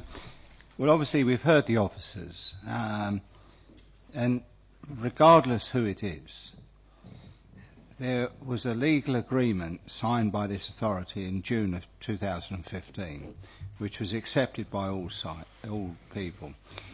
If you take the figures which I indicated earlier, if the value of the units were on an average of 180,000, and you've got 128 units, there's a gross value of the site of 23 million. So there is a value. Yes, they do have to obviously pay to build the site. I don't know what that costs. It might be 50%, 60%, but there still is a profit there. So there's an underlying profit that could bear this type of cost. And I think it's so important to give these, and incidentally 35%, I've just calculated it, of 128, hope my mathematics is correct, it's approximately 45 units.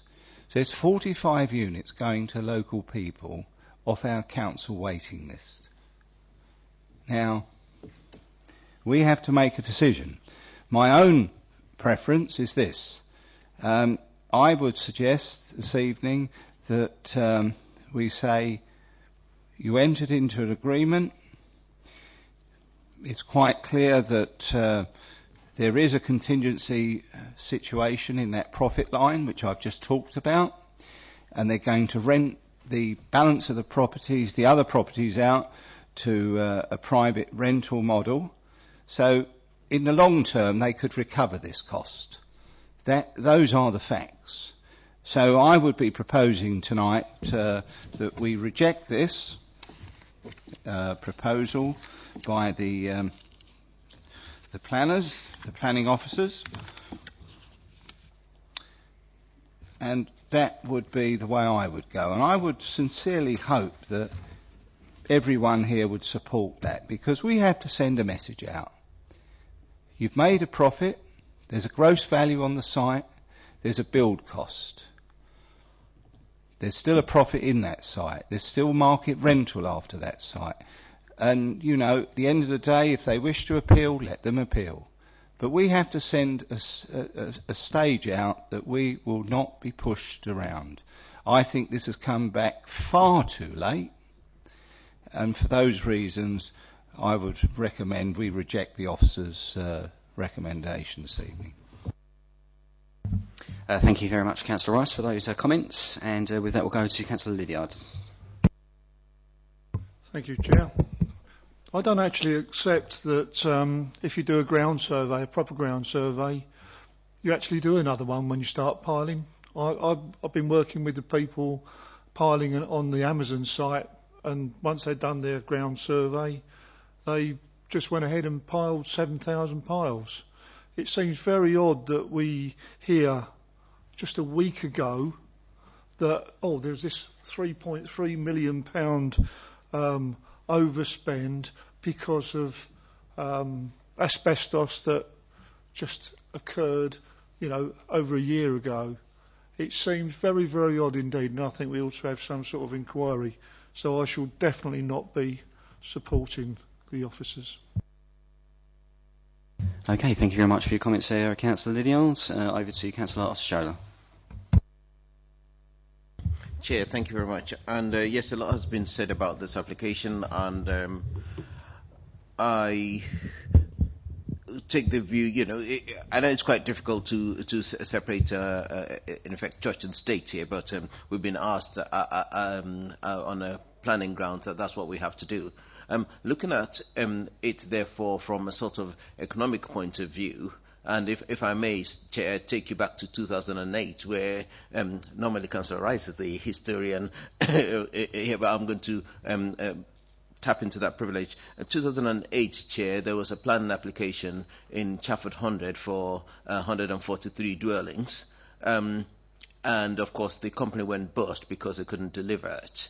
And up till now, there's still an eyesore in place in that area because that has not been delivered. I know it's probably subject to a different application and everything like that. But I think those are the implications of not doing economic viability properly at the time when you start the scheme. In this case here, it was unfortunate, and the word bad luck and all that is done. What is surprising is that when the place was a school, it was a local authority school. So surely somebody would have known that there was asbestos in the place, and when it was being pulled down, again, surely somebody would have assessed that because they would have had to pull it down a bit more with a bit more health and safety measures and all that stuff in place.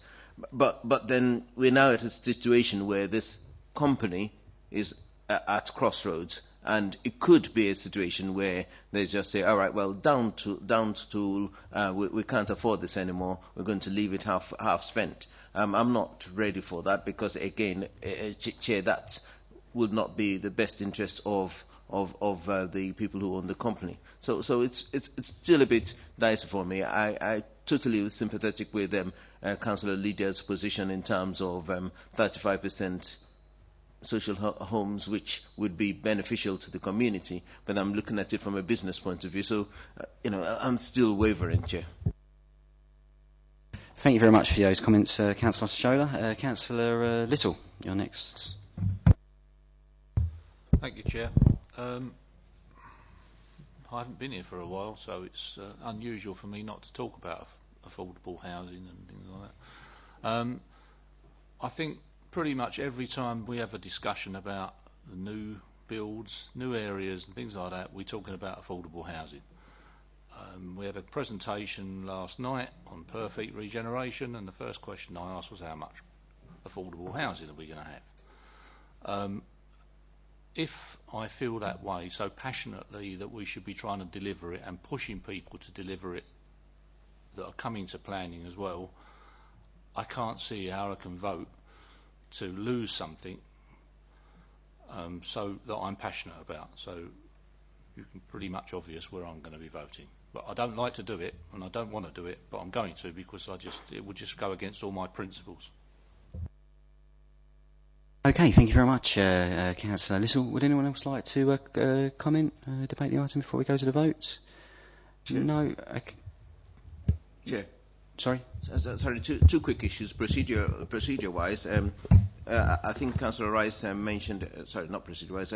Councillor Rice mentioned something about teaching a lesson or something like that. Sending a message, I think, is the word. I think, if you may excuse me, I think last planning committee or but one, there was not too dissimilar type of application that came through from either from the Council or Gloriana, looking at an issue about car parks or no car parks in the top 3 or thereabouts off Argent Street, and a message was sent then because the planning committee didn't agree with that application. So I think if it's a message sent, we've sent a message then. Not that I think that the plan should be used as a tool for sending messages, but if there was one needed, one was sent then. Procedure-wise, I think there was a motion on the table, but it wasn't seconded, so you might want to... there was a proposal. I thought there was a proposal. First of all, the way we should go about this, obviously, is you have a recommendation there. You vote on that. If that's voted down, then we vote accordingly. Yeah. Okay. Thank you very much. I think thanks for those comments, Councillor. You are right. It's important we get these right, and thank you, Councillor Rice, for clarifying that. And did anyone else want to debate the item? Steve, Mr. Taylor, would you like to make some comments? Yes, thanks, Chair. And I'm viewing this as an observer, which is that fundamentally, whatever the vote is, you're between a rock and a hard place. But the one thing that crosses my mind is all the time that as a local authority or a planning authority, you're trying to get people to develop brownfield sites, then sending the wrong message to the wider community, i.e. the building contractors, is definitely not going to be helpful in the long term. And that's just an observation I'm making. So, thanks. Yeah, no, thank you very much for your comments there. Councillor Baker, would you like to make some comments? Thank you. Thank you, Chair. Just getting back to what Steve has just mentioned there, could we not put it to the builders for the future, regards building on brownfield sites, to check out the foundations more thoroughly, so we don't get this ever cropping up again? That's all, Chair. Thank you. Yes, obviously on the debate, but I do think it is quite important that I think going forward we can certainly. I mean, Andy, do you have any comments there? As a council, what sort of obligations do we do, or is that not really viable? It's not viable from a planning perspective, Chair, but this is a developer who should be undertaking those particular tasks. It's not something you could put on as a condition or some form of clause in a legal agreement. Councillor Lydiard. I think to answer a point that Councillor Ogitola mentioned earlier on, I think the buildings would be finished. I think if there was an extra cost, the liability would probably be Gloriana and then possibly the council. So I think the buildings would be finished personally. Maybe someone could tell me I'm wrong. But I mean, have a think about it. If these people have got to pay full market rent for these properties, I mean, what good is it offering properties for 11, 12, 13, £1,400 a month to people in Tilbury? I mean, it's absolutely crazy. Okay.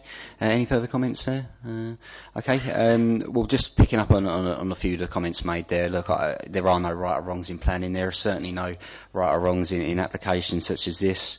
I'll just repeat what I stated earlier on. I think that from a planning perspective, as chair, it's a bad news story, but I do feel that our professionals in the planning department have got this right, and it's one of those things. I can defend that. I'm quite confident I can. Really, if it does go to, if we do decide against officer recommendations, obviously that goes to appeal.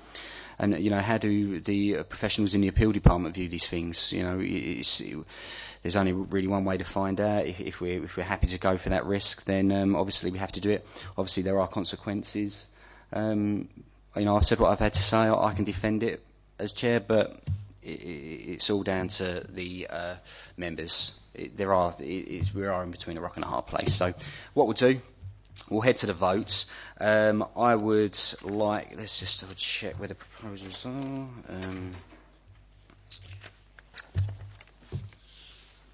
There is a recommendation set out on page 130, 8.0, the recommendation 8.1, and that is that the existing 106 agreement be varied to delete the obligation to provision of on-site affordable housing, and as chair I would like to propose that. Is that seconded? No? Okay, that's not seconded by anyone. As that's not seconded by anyone, oh, sorry, Councillor Ogitola. Sorry, I didn't see your hand there. Yeah, cool.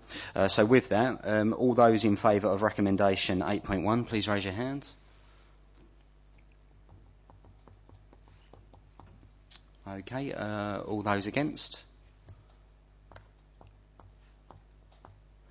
Okay, and any abstentions?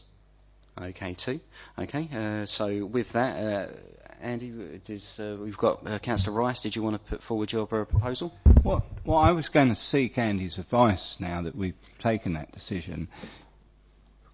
Would it be in order for you and your team, Andy, to go back to this company and suggest a reduction in what they're proposing so that we give some flexibility but we still have some affordable? I don't think none of us are here are bloody minded, to put it frankly. We want to seek a compromise. So I think that could be a good compromise if we could get our officers to do such a thing. I know we've done it in the past. What's your point of order, Councillor? The point of order, Chair, is I'm very keen on procedure. We're in a procedural stage. We just had one vote. The procedure after that is that we have to have something in place. We can't have a vacuum. Okay. Well, as I said, it's not an easy one. So, Andy, would you like to come in here? Chair, your proposal that the officer's recommendation be supported has clearly been lost. I believe, and I'll look for legal advice on this, there are two alternatives now. One is that in effect, and I don't want to put words into your mouth, Councillor Rice, that you're recommending deferral so that we can do some further work with the applicant is one potential route forward. The other is for an alternative recommendation to be put forward, i.e. one of refusal. I think both options would be viable, but I'd just like to seek Vivian's view on that before we proceed.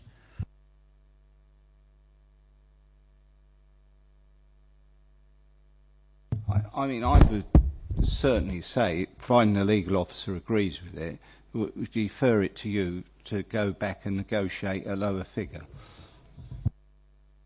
Chair, it's already been lost. You know, the motion that's been lost, Chair, is that in favour of the recommendation. And as with any application at any stage, there are three options that you can undertake as a committee: one to approve, one to refuse, one to defer consideration. Now, obviously, the support of the application, the support for the recommendation has been lost. I think that leaves open to you the potential to defer, or the potential to put forward an alternative recommendation, i.e. one of refusal. But I just need to get legal advice. Yeah, as chair of the planning committee, I'm confident that Andy has got that right, and as this is my committee, I'm quite happy for us to let's get clarity on what's going on here, and once we've got that clarity, we'll go forward. Obviously, if there are any issues.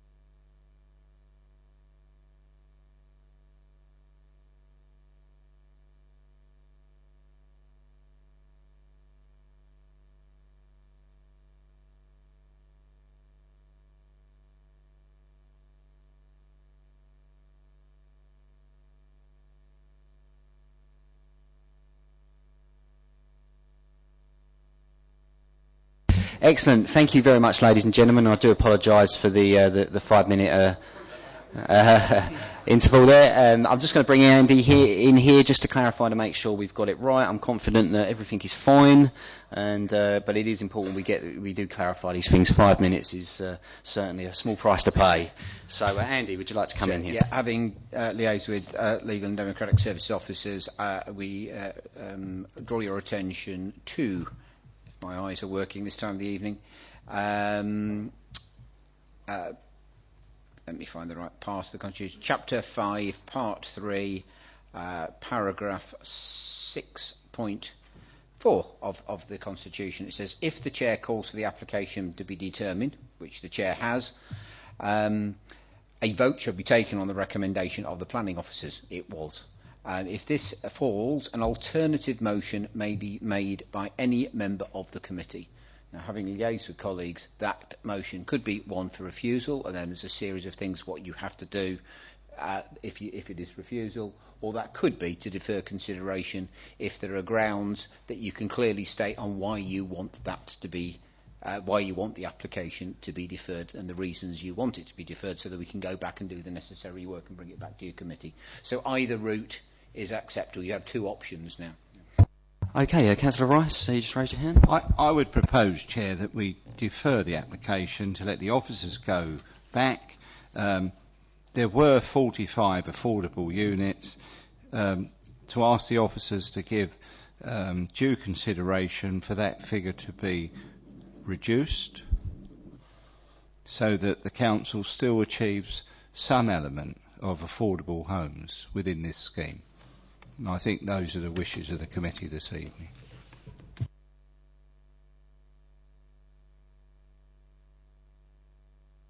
Okay, is that seconded?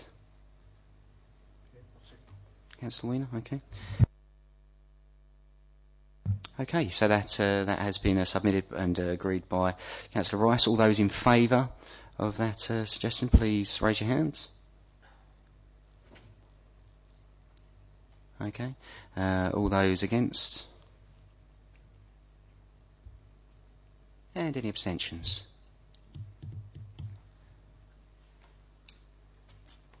Fantastic. Well, thank you very much, ladies and gentlemen. It's now 21:40, and that is the close of the Planning Committee. Application reference 16/0115 has been deferred to a later meeting. Thank you very much, ladies and gentlemen.